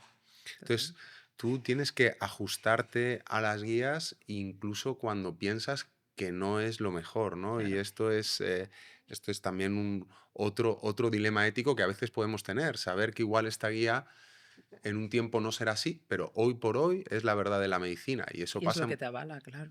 Bueno, por eso hay que participar en la elaboración de las guías, ¿no? Totalmente, de manera activa. Lo que tenemos, los que tenemos la gran suerte de tratar con enfermedades muy minoritarias, muy raras, en centros de excelencia y de referencia, como puede ser Sant Joan de Déu, pues bueno, tenemos la suerte de participar en la elaboración de estas guías clínicas, porque al final unas guías clínicas son un montón de gente experta que ve mucho de eso, que se intenta poner de acuerdo, que no siempre se consigue, ¿no? Sí. Y que a veces ha pasado en algunas... Tengo que decir que de las primeras veces que participé en un documento de consenso, que le llamamos, ¿no? Es que nos sentamos gente que pensábamos blanco, con otros que pensaban negro, y escribimos gris. Ya. Y ni yo estaba de acuerdo con el gris, ni el otro con el O gris. sea, que era algo en lo que nadie estaba de acuerdo realmente. Pero a eso se le llama Sí, un consenso, sí. ¿no? Al final te quedas entre medias y dices, "Uf, pues vaya, porque a mí me da la sensación que voy a continuar haciendo blanco". Y esta es entonces, la realidad de la medicina. sí. Y esta es la Y realidad de esto la es porque, medicina. por eso a veces las segundas opiniones, dices, "Jo, ¿cómo puede ser que me hayan dicho blanco y este me dice negro?". Yo, Y dices, bueno, es que... Yo te voy a decir una cosa al respecto. Te dije que todos hemos querido ser cardiólogos en algún momento. Yo hice una de mis rotaciones de cardiología en el Hospital de Navarra. Ahora se llama Complejo Macún. Hospitalario de Navarra. No, en el hospital público. Yo estudiaba en la CUN, pero me tocó la rotación en hospital público. Entonces estaba en una unidad de cardiología en la planta, donde al lado estaba la unidad coronaria, y el cardiólogo con el que estaba era el doctor Imizcoz. Y era como un sabio. Y en una de las reflexiones que me hacía era: un médico cura, dos dudan, tres muertes seguras. Sí, Eso, es así. claro, porque realmente a veces hay dos caminos para solucionar un problema, y una segunda opinión ya al paciente le puede generar, no estoy en contra de las segundas opiniones, pero digo que hay que entender esto, Sí, sí. que igual ninguno de los dos están equivocados. Igual es que son dos caminos diferentes para llegar al mismo sitio, ¿no? Y yo creo que esto es así, y los que estamos dentro lo entendemos, porque es parte natural de nuestro Claro, trabajo. Pero yo entiendo que para los pacientes o para la población en general, pero ¿cómo no se ponen de acuerdo en cuál es la claro, mejor manera de tratar mi infarto? Pues es que a lo mejor hay dos maneras buenas. claro. ¿No? Y luego otra cosa que no sé si, que seguro que estás de acuerdo, que él me decía, me acuerdo, estábamos atendiendo un anestesista joven que había tenido un infarto. Era anestesista, un estilo de vida súper saludable, deportista, un infarto había quedado, ese corazón con una fracción de eyección, pues quizás, no sé si acabó necesitando un trasplante cardíaco, pero él me decía: hay algo que se nos escapa, Carlos, hay algo que se nos Sí, escapa, porque hay gente que lo hace perfecto y que le llega la bomba y acaba teniendo un evento cardiovascular, y decía, hay algo que se nos sí, escapa, y sigue habiendo sí. algo que se nos escapa, ¿no? Sí, y esto es la gran frustración, ¿no? Esta mañana hablábamos con Victoria, mi mano derecha, y decía qué casos te impactan, ¿no? O qué casos te han impactado. Lógicamente nos impactan las historias de éxito, ¿no? Esos casos que ha sido un reto y lo consigues. Te impactan las historias de fracaso, de que no has llegado a tiempo, ¿no? O las historias cuando conoces la historia familiar de lo que ha pasado y te vienen a ver porque tienen miedo de que vuelva a pasar, ¿no? Y escuchas esa historia y piensas, esto es un fracaso en general de la medicina, o a veces un fracaso personal, ¿eh? Que Ujú. también... Qué difícil es vivir con eso, aceptar eso y seguir, ¿eh? Totalmente, totalmente. Pero luego existe el gap del... Y a pesar de todo, sigo sin saber por qué. Y esto a mí me quita el sueño. Es el no entender, ¿no? Los que necesitamos comprender la fisiopatología de todo me refiero hasta por qué se me ha atascado la lavadora, Sí. ya te lo digo, o sea, yo no necesito saber. Y hasta que no lo sé, no me quedo tranquila, que a lo mejor no tengo la solución tampoco y Sí, la tengo que cambiar, sí. pero Pero necesito saber, hay entender, que saber. hay que saber. Entonces, no saber me mata, y yo creo que es algo que compartimos, Sí, ¿no? sí. ¿Y por qué esto? ¿No? Yo me he escuchado todas tus cosas sobre el lipedema, ¿no? Por un interés personalísimo sobre eso, y, y es que entender para mí ha sido el 80% del tratamiento. Luego ya es la acción para solucionarlo, ¿no? Pero entender y el no tener una respuesta, el que un chaval, y esto es uno de mis historias casi de éxito, diríamos, ¿no? Un chaval a 15 años está en el colegio, se cae desplomado y tiene la suerte que el profe de educación física ha hecho un curso de RCP y va allí, le Uy. pone un desfibrilador y lo saca. Y lo tenemos en la UCI en San Joan de Déu y bueno, sale adelante, sin secuelas. Un tío 10, no, 20, un tío 20. ¿Por qué? Bueno, no te preocupes, que ahora lo sabremos, haremos un subestudio genético y lo sabremos. Nada, te preocupes, haremos una superresonancia, que tampoco. Espérate, que estudiaremos tu familia, Y no tampoco. sabemos qué tiene. No te preocupes, con los años lo sabremos. y han pasado 12 años. Y cada vez que veo a Germán, porque así se llama, estoy segura estoy segura que no le importa que diga su nombre, cada vez que veo a Germán, para mí es una historia de éxito, porque es un chaval brutal, hace sus Ironman, su todo y tal, con su Lleva desfibrilador. un DAI. Sí, sí, por supuestísimo. ¿Y Lo ha alguna hecho vez solo se- una y- vez y no le... No, y no? nunca más. Pero evidentemente allí lo lleva y contentísima de que lo lleve. Pero sigo sin saber por qué. Y para mí verle a él es una alegría. Además, lo quiero con locura, nos queremos con locura. Pero sigue habiendo este puntito de decir, No sé qué no le pasa. sé qué le pasa, ¿no? Y bueno, es una motivación más para seguir estudiando y buscando trabajar en red, súper importante, ¿no? Porque cuando estamos hablando de enfermedades tan raras, tengo el honor de coordinar la Red Europea de Enfermedades Cardíacas Raras de la European Reference Network, de la Comisión Europea, y allí es muy poquito de muchas cosas. O sea, tenemos 0 o 1 caso de esto, centros de referencia. Entonces nos tenemos que unir, porque la posibilidad de que sepas de eso es muy poca. Y entonces, la humildad otra vez, ¿no? Ser humilde, de compartir, y todos tenemos casos así. Y entonces intentamos, ¿y tú has encontrado? ¿Y qué podemos poner en común para intentar saber? Y decimos, un día lo sabremos, un día tendremos más, ¿no? La base, el estudio del genético, el ADN, pruebas muchísimo más pues, exhaustivas, pues nos van a ayudar, ¿no? Con todo esto. Pero sí, hay que aprender de todo esto. Una pregunta, yo creo que hoy a una profesional como tú hay que hacerle esta pregunta, ¿no? ¿Cómo está impactando o cómo crees que va a impactar la inteligencia artificial en el diagnóstico, en el tratamiento y en el manejo de, en tu caso, las arritmias en niños? Bueno, seguro, ya está impactando sin lugar a dudas. Había un ingeniero que me dijo, te voy a hacer una pregunta que le hago a todos los médicos. ¿Tú tienes miedo a la inteligencia artificial como profesional? Digo, por Dios, no. No, Así que me ¿quién va a tiene? facilitar la vida. No, claro. Dices que hay muchos médicos que tienen miedo de que la inteligencia artificial les quite su trabajo. Digo, esto es una visión, perdón, pero casi de borrego, ¿no? Porque, Sí, no. ¿cómo vas a decir esto? O sea, Sí, sí, a eso sí, se sí. llama, ¿tienes miedo a la lavadora? No, por Dios, Claro, no, claro, pues claro, es lo mismo, ¿no? claro. Entonces, de hecho, es una realidad. Nosotros tenemos un proyecto súper bonito europeo donde estudiamos síndrome de Brugada en pediatría y trabajamos con un conjunto de profesionales que ahora, hoy en día los grupos de investigación ya no son médicos, son ingenieros, estadistas, físicos, matemáticos, y lo que buscamos son algoritmos para intentar detectar. Sabemos que el síndrome de Brugada es una de estas múltiples causas que puede causar muerte súbita y presentarse en edades muy tempranas en la vida, especialmente en gente joven, pero no sabemos qué pacientes tienen riesgo y qué pacientes no.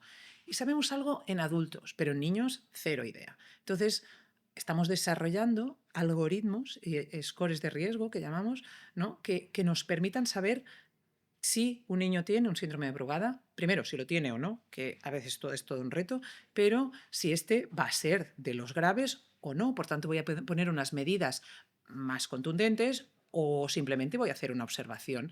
Y que es mucha diferencia, porque claro, aquí no es me voy a quedar un poquito cojo o voy a ver mal, ¿no? Estamos viendo Vivo o vida, muerto. muerta. Es así, es una dicotomía muy salvaje, Muy ¿no? bestia. Y entonces, claro, el número 1 elemento colaborador en este proyecto es la aplicación de la IA en algoritmos de niños, porque como son enfermedades raras y encima en población pediátrica, al final son 4 grupos en el mundo que trabajamos en eso. Y ostras, es que ves la luz, no porque tenga la respuesta ni mucho menos, que por eso estamos estudiando, pero no podemos pensar no incorporar la IA en todo esto. Y de hecho, me ha tocado estudiarme cosas de ella que yo, madre mía, que ya es complicado. Y cómo lo aplicamos y cómo... Y realmente lo que tienes que hacer es buscarte a alguien que sepa mucho, que entienda muy bien, porque claro, al final son matemáticos y físicos y bioingenieros que tienes que enseñarles de medicina para que entiendan tu problema y te ayuden a buscar la solución. Entonces, sumar ideas desde dos puntos de vista muy dispares y que tengamos un lenguaje en común, porque yo los oigo hablar entre ellos y yo pienso, no estamos hablando el mismo idioma del lenguaje, pero en realidad cuando conseguimos encontrar palabras que nos entendemos para buscar lo mismo, es precioso porque en realidad estamos avanzando con la utilización de Claro, inteligencia la IA va a ser artificial. una herramienta que nos va a ayudar a solucionar algunos problemas que hasta ahora no hemos sido capaces, ¿no? Y Ujú. hacer cosas que hasta ahora no hemos sido capaces. O sea, que ya es una realidad Sí, sí, sí, y, sin duda. y Sí, desde sí. luego yo estoy totalmente de acuerdo contigo, ¿no? No sé por qué hay gente que le tiene miedo en el mundo de la medicina a la IA, cuando yo creo que va a tener un impacto muy positivo Total. en todos. Y claro que cambiará algunas formas de hacer, pero yo creo que el otro día lo hablaba con el doctor Orgaz, un compañero cirujano plástico, ¿no? Decía, ¿tú crees que vamos a ser necesarios dentro de unos años? Digo, Por muy supuestísimo. necesarios, ¿no? El otro día hay una cumbre, ¿no? Internacional, está el presidente de China, el presidente de Rusia, y yo creo que esto no es casual, captaban una conversación. ¿Has oído esa conversación? No he oído la conversación, he Yo no he oído leído. la conversación, pero he leído también, ¿no? Que hablaban sobre un tema, y yo a ti como cardióloga te quiero preguntar, hablaban sobre la vida eterna, la longevidad, y hablaban como dando por hecho de que hoy en día un hombre de 70 años es un niño, decía Sí, Putin, y que se va a poder llegar a vivir 150 años en breve. claro. ¿Cómo ves esto tú desde el punto de vista de cardiología? ¿Cómo crees que un corazón lo podemos mantener joven, ¿no? Esta misma conversación la tenía ayer con el doctor Orgaz, que le interesa pues, bueno, todo este tema del longevity, todo lo que tenga que ver con esto, y me decía que ya hay ratones que se ha revertido su edad, de una edad Mm. biológica equivalente el ratón a 60 a 30 años, ¿no? A través de terapia génica.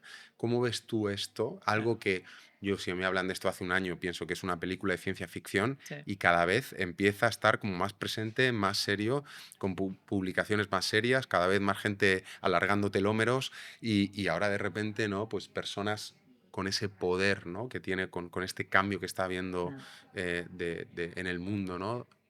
Gente con ese poder y con ese conocimiento que Bueno, nosotros no tendremos hablando sobre esto. ¿Cómo lo ves? a mí, primero, que esto vengan de discursos megalómanos me asusta un poco, ¿no? Da miedo, sí. Porque, claro, yo que alarguen la vida De- de un científico buenísimo que tiene muchas ideas, jo, pues pero de un que la dictador. ciencia o Dios o quien sea le preserve la Sí, inteligencia a sí, una persona sí, que hace el bien, ¿no? sí.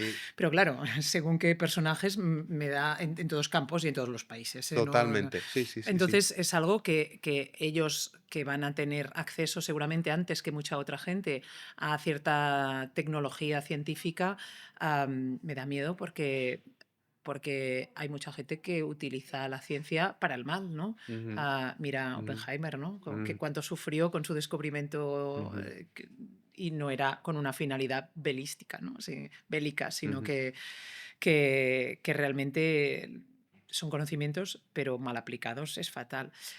Ahora bien, cómo puede ayudarnos? Yo creo que habrá bueno, una prolongación de la vida. De hecho, la ha habido. Los últimos 30 años la esperanza de vida de un español ha mejorado muchísimo.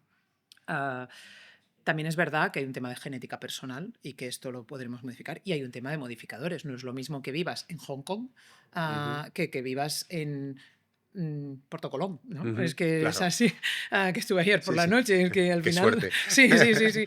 Entonces, es así, hay un tema del ambiente y otra vez, ¿no? El riesgo que podamos tener o todas las hábitos que podamos tener, que es lo que nos va a modificar. Entonces, pero ¿qué hará la ciencia? Yo creo que aquí la ciencia hará mucho y todas esas cosas que se están aplicando ahora, tal vez para prolongar una parte de un órgano dañado, ¿no? Hablábamos, ¿no? La terapia génica, un órgano dañado, entonces hará que esta persona no muera joven, sino que lo podremos cambiar. Ah, Da un poco de respeto, porque si no, de entrada no cabremos, ¿no? Si todos vivimos muchos años, pero en el fondo, claro, aplicado a la medicina es bueno, es como una ambivalencia, ¿no? De discurso. Es un sí pero no, pero Ayer yo lo comentaba con este amigo, con el doctor Orgaz, es porque es de una profundidad tremenda, Metafísica, ¿no? Sí, sí, sí, sí. metafísica, antropológica, porque muchas veces también lo que da el sentido a la vida es que acaba, ¿no? Y lo que da Ujú, sentido a los proyectos es que el tiempo es limitado, ¿no? Y el hecho de la finitud de la vida nos da fuerzas para hacer muchas cosas. Tú imagínate que vas a vivir toda la vida. O claro. sea, eterna, qué ¿Qué agobio, te, ¿no? qué, ¿Qué haces? qué- ¿Qué qué haces? motiva? O sea, ¿qué te ¿Cuánto? motiva? Claro, pierdes la motivación por las Claro, cosas, ¿no? sí, Pero es algo profundo. Yo creo que no sé, no sé si esto me parece ciencia ficción hablar de que eh, alguien pueda no morirse, ¿no? Pero sí que yo creo que vamos a ver cada vez más avances en prolongar la vida.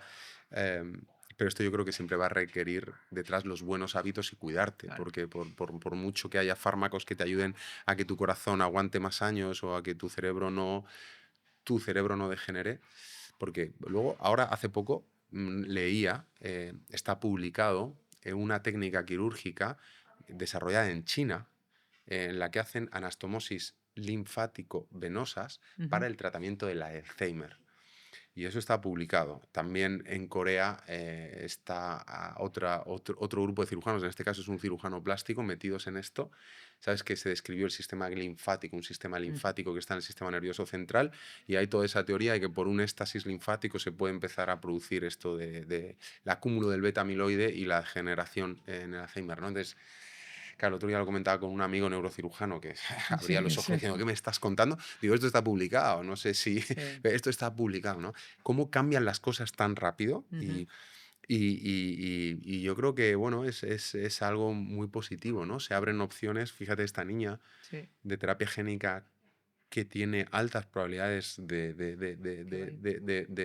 de ir bien, ¿cómo le va a cambiar? O sea, es Total. una vida nueva. Bueno, pero fíjate que volvemos, casi que volvemos al inicio, ¿no?, de nuestra conversación. Por ejemplo, el Alzheimer. Se ha visto que como tengas tu salud intestinal, se ha visto que va a modificar también tu depósito de aterosclerosis en tus coronarias y también cómo va a ir tu riego cerebral y muy probablemente ligado con todo lo del drenaje linfático y la circulación linfática cerebral, qué importante es que las tuberías funcionen bien, es lo que Ujú. digo yo, fontanería, que Sí. trabajamos con fontanería, que si una cosa está obstruida se acumula en un sitio y no llega a otro.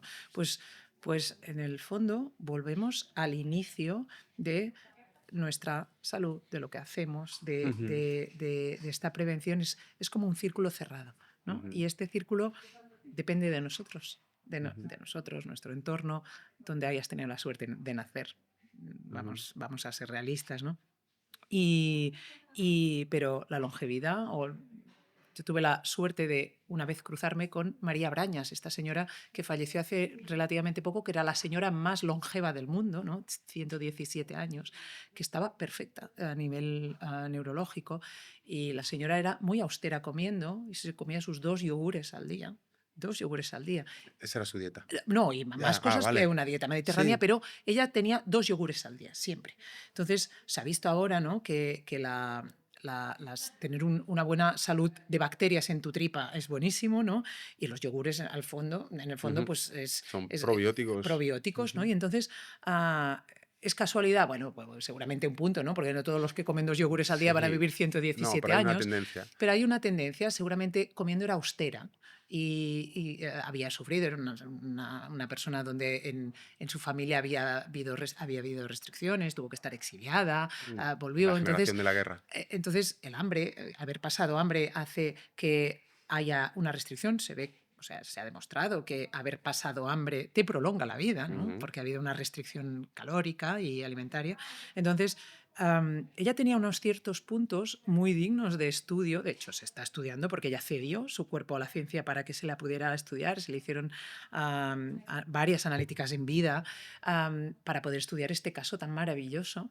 Y vamos a aprender mucho, pero es que todo tiene sentido. Es decir, mm, nada de lo que se ha ido ya hablando después de su muerte y aún en su vida me ha sorprendido en cuanto a sus hábitos que tenía, porque en realidad es expresión máxima de lo que nosotros estamos cada día hablando, ¿no? Ujú. Y esto es parte Fíjate, de esto. yo tuve una bisabuela que falleció con 104 años. El día que cumplía 100 años celebramos una fiesta y yo bailé la chica Yeye con ella. Tengo la suerte de tener ese vídeo Qué guay. bailando con ella. Salí a caminar todos los días entre 7 y 8 kilómetros y todos los días comía una manzana. Era como un hábito que ella tenía, ya todos los días comía una manzana y caminaba 7 y 8 kilómetros, ¿no?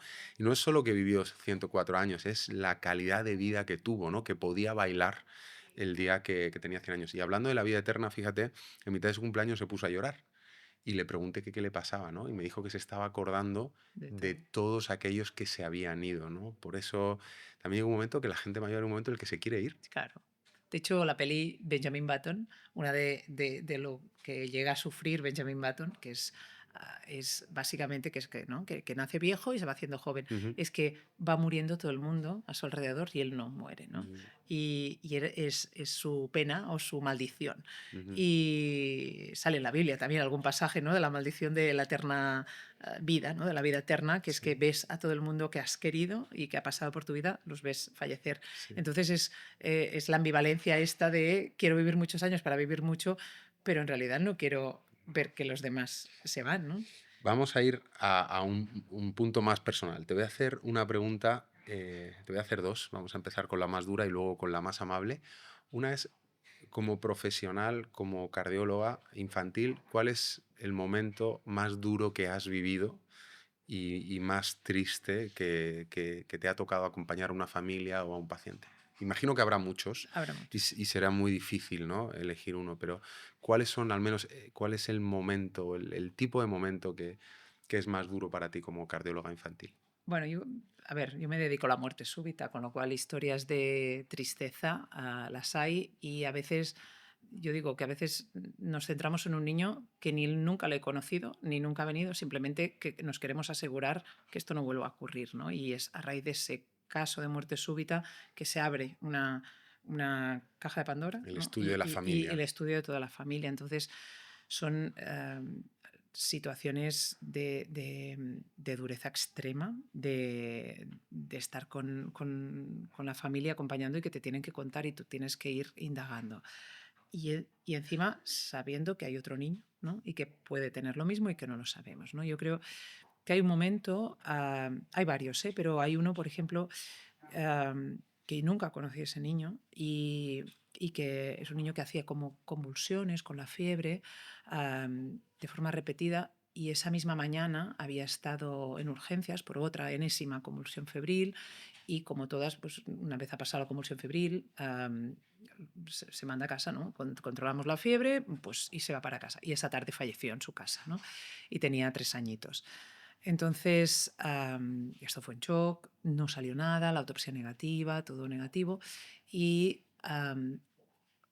esa madre tiene un segundo hijo y cuando empieza con la primera convulsión febril, este nuevo hijo, es cuando recibo yo a esta familia, ¿no? Y me cuenta la historia.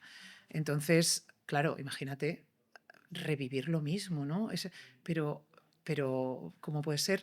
Y claro, lo haces todo, ¿no? Por ese niño le proteges, le haces monitorización, buscamos todo, pero seguíamos sin una respuesta. Y yo me acuerdo que fue un momento duro cuando se nos ocurrió que podía ser una causa genética de una cosa muy concreta y que cuando llegaron los resultados, ¿qué era eso? ¿No? Y el momento de decirle, comunicarle a esa madre, tu hijo vivo tiene esto, el hijo muerto también, Probablemente. no, problema no, Segura. teníamos y confirmamos porque disponíamos de muestras para poder confirmarlo. Y además, también lo tienes tú. Y tú has Uf. sido como, bueno, o sea, parte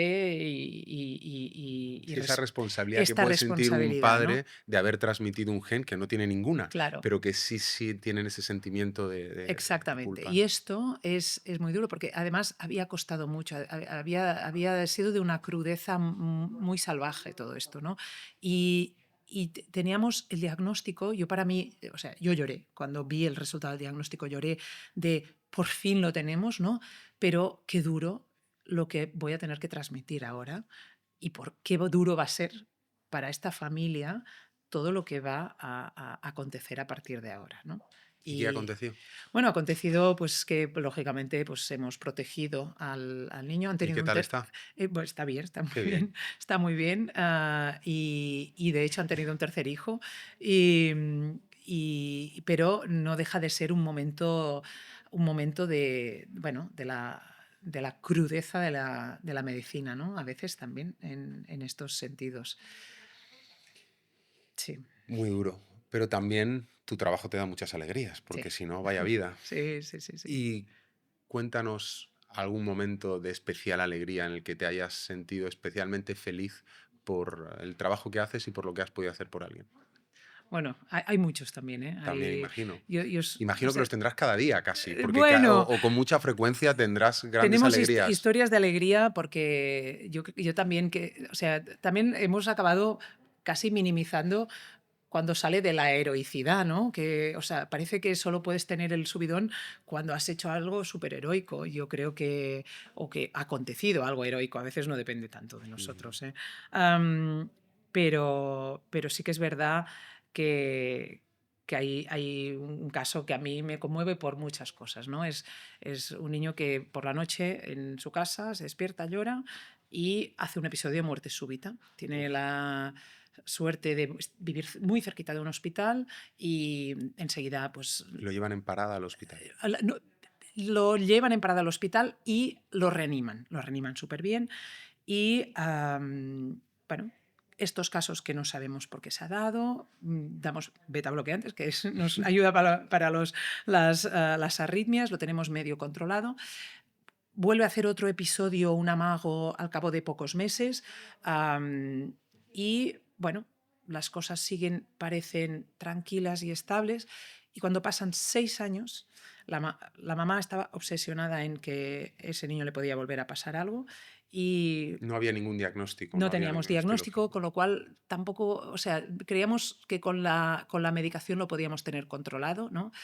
Pero sabemos que la vida cambia, el cuerpo cambia y las emociones cambian y la adrenalina de un bebé no es la misma que un niño que está jugando en el recreo en el cole Has, y tiene que meter ese gol porque ha- lo tiene que meter, has ¿sabes? sacado, que yo creo que el subconsciente te lo saca constantemente, el impacto de las emociones en el corazón. Totalmente, totalmente, Sí, totalmente. Porque no es lo mismo jugar un partido de fútbol a los 12 años en un entreno que jugarlo cuando está la chica que te gusta allí mirándote, fíjate. ¿sabes? Y esta emoción, adrenalina del deporte y más la emoción que tienes que meterlo porque te está viendo esa chica es muy importante, ¿no? Entonces, la madre estaba convencida y lo que hacía era, le dejaba por la mañana y ella iba con un desfibrilador en la mochila dando vueltas alrededor del colegio toda la mañana. Buah.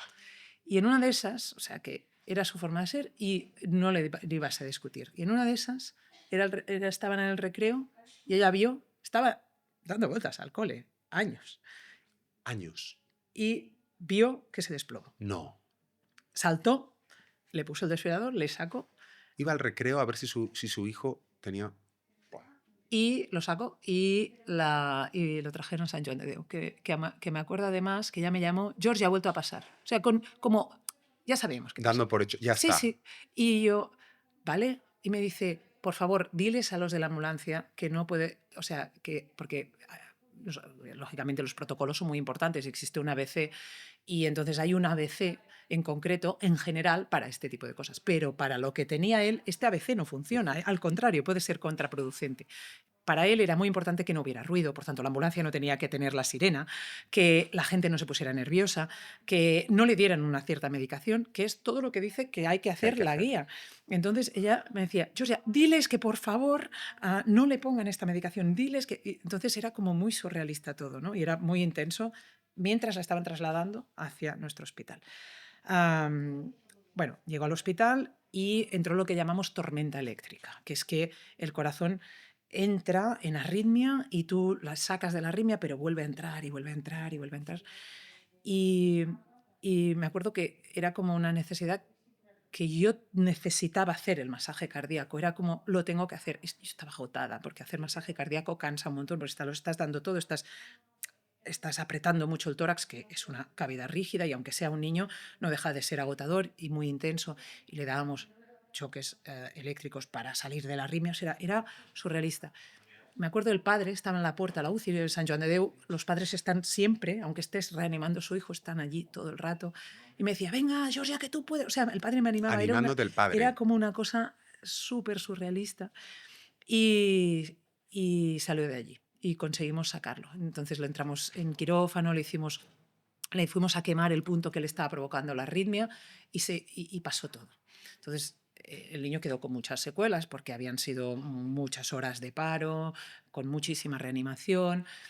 Y la mamá, que es una mamá coraje. Has dicho horas de paro. Horas de paro que nosotros sustituíamos haciendo nosotros de corazón, ¿no? Pues claro, la gente tiene que entender que no es lo mismo una parada presenciada que una no presenciada. Claro. Yo recuerdo, es como cada minuto de parada no presenciada es una disminución de un 10% del riesgo, lo cual quiere decir que es prácticamente imposible después de los 8 o los 9 minutos de estar parado que te puedan reanimar, Claro. ¿no? Sin embargo, cuando alguien tiene una parada presenciada y tiene el masaje cardíaco, esto hace que el corazón siga funcionando de manera Totalmente. exógena y el cerebro sigue teniendo sangre. Que sangre. de ahí se trata, es decir, tienes que hacer una reanimación eficaz y Por eso es efectiva. tan importante que la población sepa Sepa. hacer al menos un masaje cardíaco ante una parada, Total. porque eso permite que llegue la ambulancia, el desfibrilador y da margen a poder salvar la vida de ese paciente. Es la O sea, diferencia de la supervivencia, las y secuelas. también te digo una cosa, horas de parada presenciada tampoco es habitual que alguien mantenga la fuerza durante horas para no decir esto no hay quien lo saque. Claro. Ah, no. Bueno, ¿qué pasa? Que eso ya es la tozudería, ¿no? ¡Buah! Que a veces es verdad que nosotros mientras estamos haciendo una reanimación hay ciertas cosas que vas comprobando, es decir, tenemos maneras de ver si hay signos indirectos de que no ha habido irrigación cerebral, vemos cómo las pupilas se dilatan, vemos que, o sea, ciertos movimientos que hace un paciente cuando no le ha llegado sangre al cerebro. En población pediátrica esto lo solemos alargar más, es habitual ver 2 horas de reanimación y así. En población adulta no es tanto, porque además sabemos que los niños tienen una cosa que se llama plasticidad cerebral que nos ayuda mucho en las secuelas. El caso es que, bueno, conseguimos poner mecanismos para que latieras ese corazón, sacarlo de aquí, sacarlo de la arritmia mediante una ablación, una quemadura del punto que le estaba provocando todas estas arritmias, pero luego era cómo ha quedado neurológicamente. Entonces aquí yo creo que tener la familia del paciente, ¿no?, que te apoya es brutal. Y yo me acuerdo que la mamá, Ana, decía, yo me encargo de que este niño... Y me acuerdo Tozuda la doctora y tozuda la sí, mamá, ¿no? Sí, nos encontramos allí, era eso el gremio de la tozudería. Y me acuerdo que me la encontraba cuando ya conseguimos que empezara como a intentar caminar. Me la encontraba, Sant Joan de Déu tiene 10 pisos. Entonces me la encontraba por las escaleras con un plato de macarrones. El niño tenía hambre. Le decía, venga, sube un escalón, y si lo subía le daba... le daba el tenedor con los macarrones. Venga, y lo iba insistiendo y me hacía los vídeos, ella me iba pasando vídeos, especialmente lo hacía a la hora de la cena, que no había tanto trajín en el hospital, y me decía, mira, has subido hoy pues medio rellano, ¿no? Y el pobre niño veías allí con los macarrones. Con los macarrones. Quería no caminar, quería sus macarrones. Sí, exactamente, ¿no? Y lo que luchó. Entonces, es una historia de éxito, yo creo que es una historia de éxito de la reanimación, es una éxito de la perseverancia, ¿no? De no haber tirado a la toalla.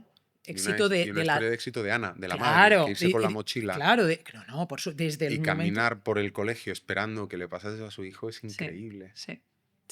Pues qué historia tan bonita, ¿no? Yo creo que es el colofón del trabajo en equipo en todos los sentidos, ¿no? ¿Y qué mensaje transmitirías a esos padres y a esos niños que sufren un problema cardíaco? Bueno, ante todo que hay cosas que no podemos cambiar. Y esto es siempre lo que decimos cuando viene una familia que ha perdido un hijo, ¿no? Hay cosas que no podemos cambiar. Lo que tenemos es que buscar la forma de normalizar al máximo tu vida. Es decir, vale, tienes esto, vamos a ver cuáles son tus metas, qué es lo que te motiva en la vida y vamos a ver qué puedes hacer y qué vamos a modificar para que puedas hacer de la forma más segura posible, ¿no? Ha habido, hasta hace bien poco, si tú tenías una enfermedad cardíaca, siéntate en el sofá y espera que pasen los años, ¿no? Y que pase la vida y que vaya fluyendo la vida por delante de ti sin que tú formes parte de ella, ¿no?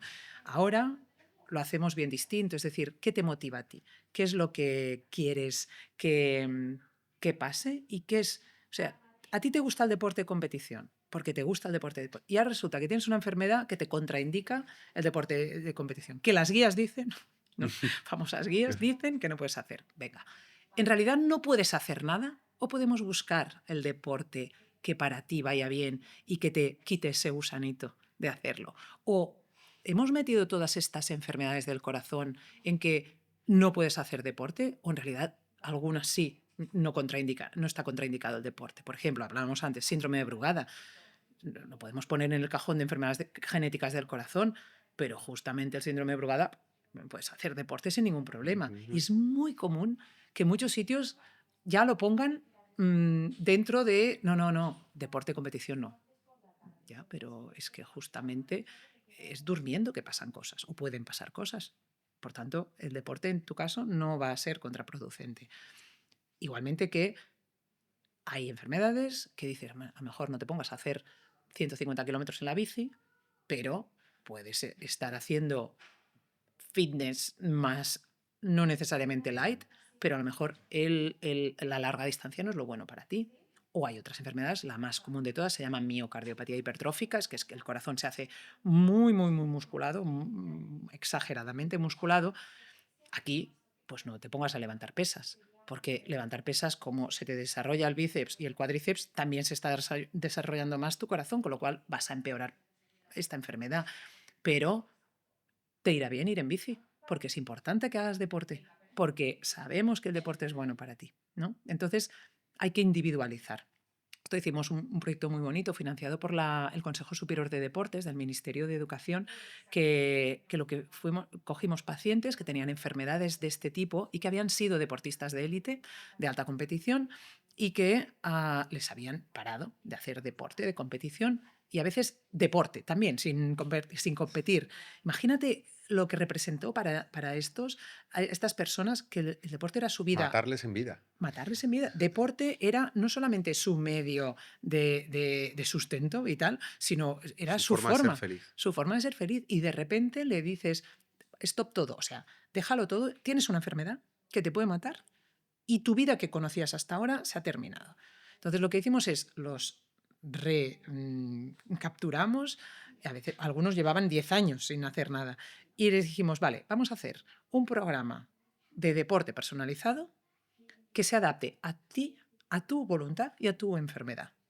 Y esto lo hicimos con monitorización, fue un proyecto súper bonito de casi un año, con monitorización, readaptación. Algunos habían caído en malos hábitos alimentarios, de salud, de todo lo que te puedas imaginar. Vamos a volver a esa vida que tú tenías y que tú sabías hacer y que te llenaba y vamos a ver cómo lo podemos hacer. ¿Vas a volver a la competición? Está claro que no, porque sí que es verdad que las federaciones son muy estrictas en cuanto a contraindicaciones, pero vamos a buscar esa cosa que a ti te daba la vida y que vamos a entrar dentro de el mejorar el riesgo cardiovascular en general, ¿no? Y entonces fue muy bonito porque era como hacer las paces con cosas que se les había prohibido y, por tanto, una vez más, la medicina personalizada, vamos a buscar tu traje a medida, no esa talla única. Una cosa es la guía Voilà. y otra cosa es claro. el paciente. Claro. Una pregunta, ¿no? Ahora que estabas hablando sobre este asunto, ¿es obligatorio que en los colegios haya desfibriladores? No, de hecho en España no en todas las comunidades, hay algunas comunidades que es altamente recomendable y lo facilitan y otras comunidades donde, por ejemplo, padres han querido comprar un desfibrilador para que esté en el colegio el desfibrilador y todo el mundo se hacía como el longuis, no, porque es esa cosa de como me da miedo, como no ha pasado nunca.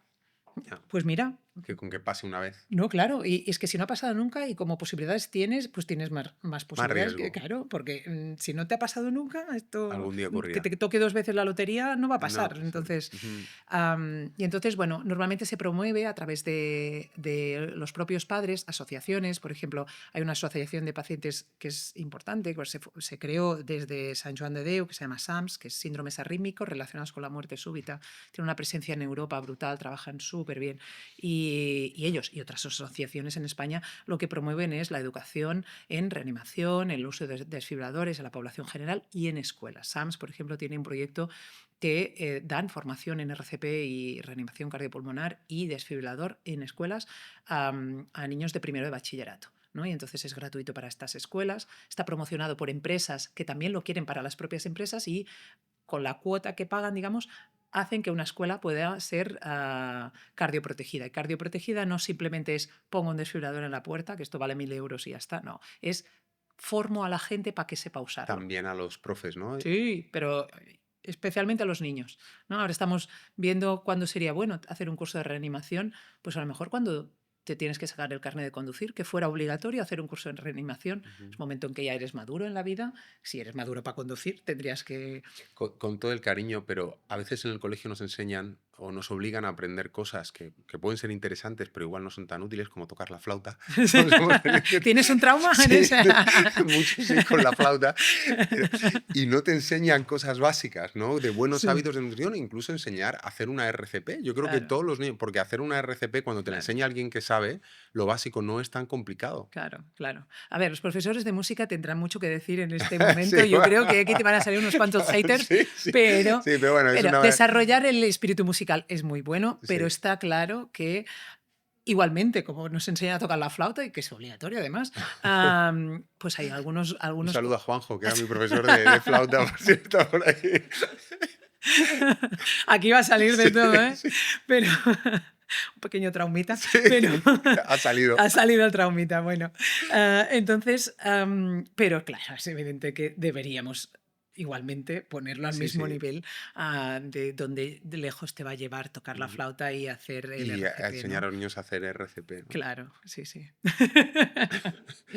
Bueno, a A ver. ver cómo sales de esto Sí, aquí. ostras, ahí me van a fundir. Vale. Georgia, si tuvieses que resumir en una frase cuál es tu misión como cardióloga y como médico, Wow. ¿cuál sería? Bueno, erradicar la muerte súbita en el mundo. Casi nada, ¿eh? Te has Bueno, puesto una tarea fácil, ¿eh? claro. Bueno, porque es quien dijo miedo, ¿no? Sí. Es así. Hacer lo posible y con una forma equitativa, es decir, la equidad en el mundo. No sirve de nada que lo que yo pueda aplicar aquí sirva para una tanto por ciento de población muy chiquitita, pero que el resto, porque yo aplico una técnica súper chachi que cuesta mucho y es muy poco accesible a todo el mundo. Se trata de buscar pequeños actos, pequeños cambios que puedan ayudar a mucho. Y un electrocardiograma, y es así, un electrocardiograma salva vidas, ¿no? Un electrocardiograma hecho de forma reglada, que se entienda y que se haga bien, esto puede salvar muchas Ahora vidas. te cojo cita para la revisión de los niños y el Voilà. electrocardiograma. Sí, sí. Pues felicidades, ha sido un Gracias. placer escucharte, pues también como padre, ¿no? Oír hablar sobre la salud de los niños, que, bueno, siempre cuando te conviertes en padre o en madre creo que es lo más importante que Sí, eres en la vida total, y es lo más total. importante que tienes, tus hijos.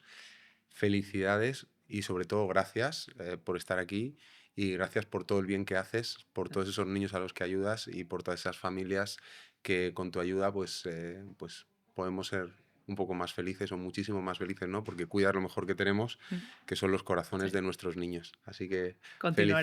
felicidades. Muchísimas Gracias. gracias, Carlos, por esta oportunidad, por estar aquí y este rato, porque creo que al final divulgar y hacerlo sencillo y hacerlo que llegue a todo el mundo forma parte también de esta prevención y tener la oportunidad de que médicos de ámbitos tan distintos compartamos al final esta voluntad de bien para Que es la la esencia salud, de la ¿no? medicina, ¿no? Que Total, es cuidar a la total. gente, porque parece ahora como estamos todos tan subespecializados y metidos en subespecialidades dentro de cada especialidad, pero no podemos perder algo que nos une a todos, ¿no? Que es el Ujú. cuidado de la salud de la gente, ¿no? Aunque luego Totalmente. tratemos problemas muy concretos y nos subespecialicemos, pero ningún médico puede perder la base, que es el cuidado de las personas y de la salud de la gente. Absolutamente. Felicidades y Muchas gracias. gracias a ti.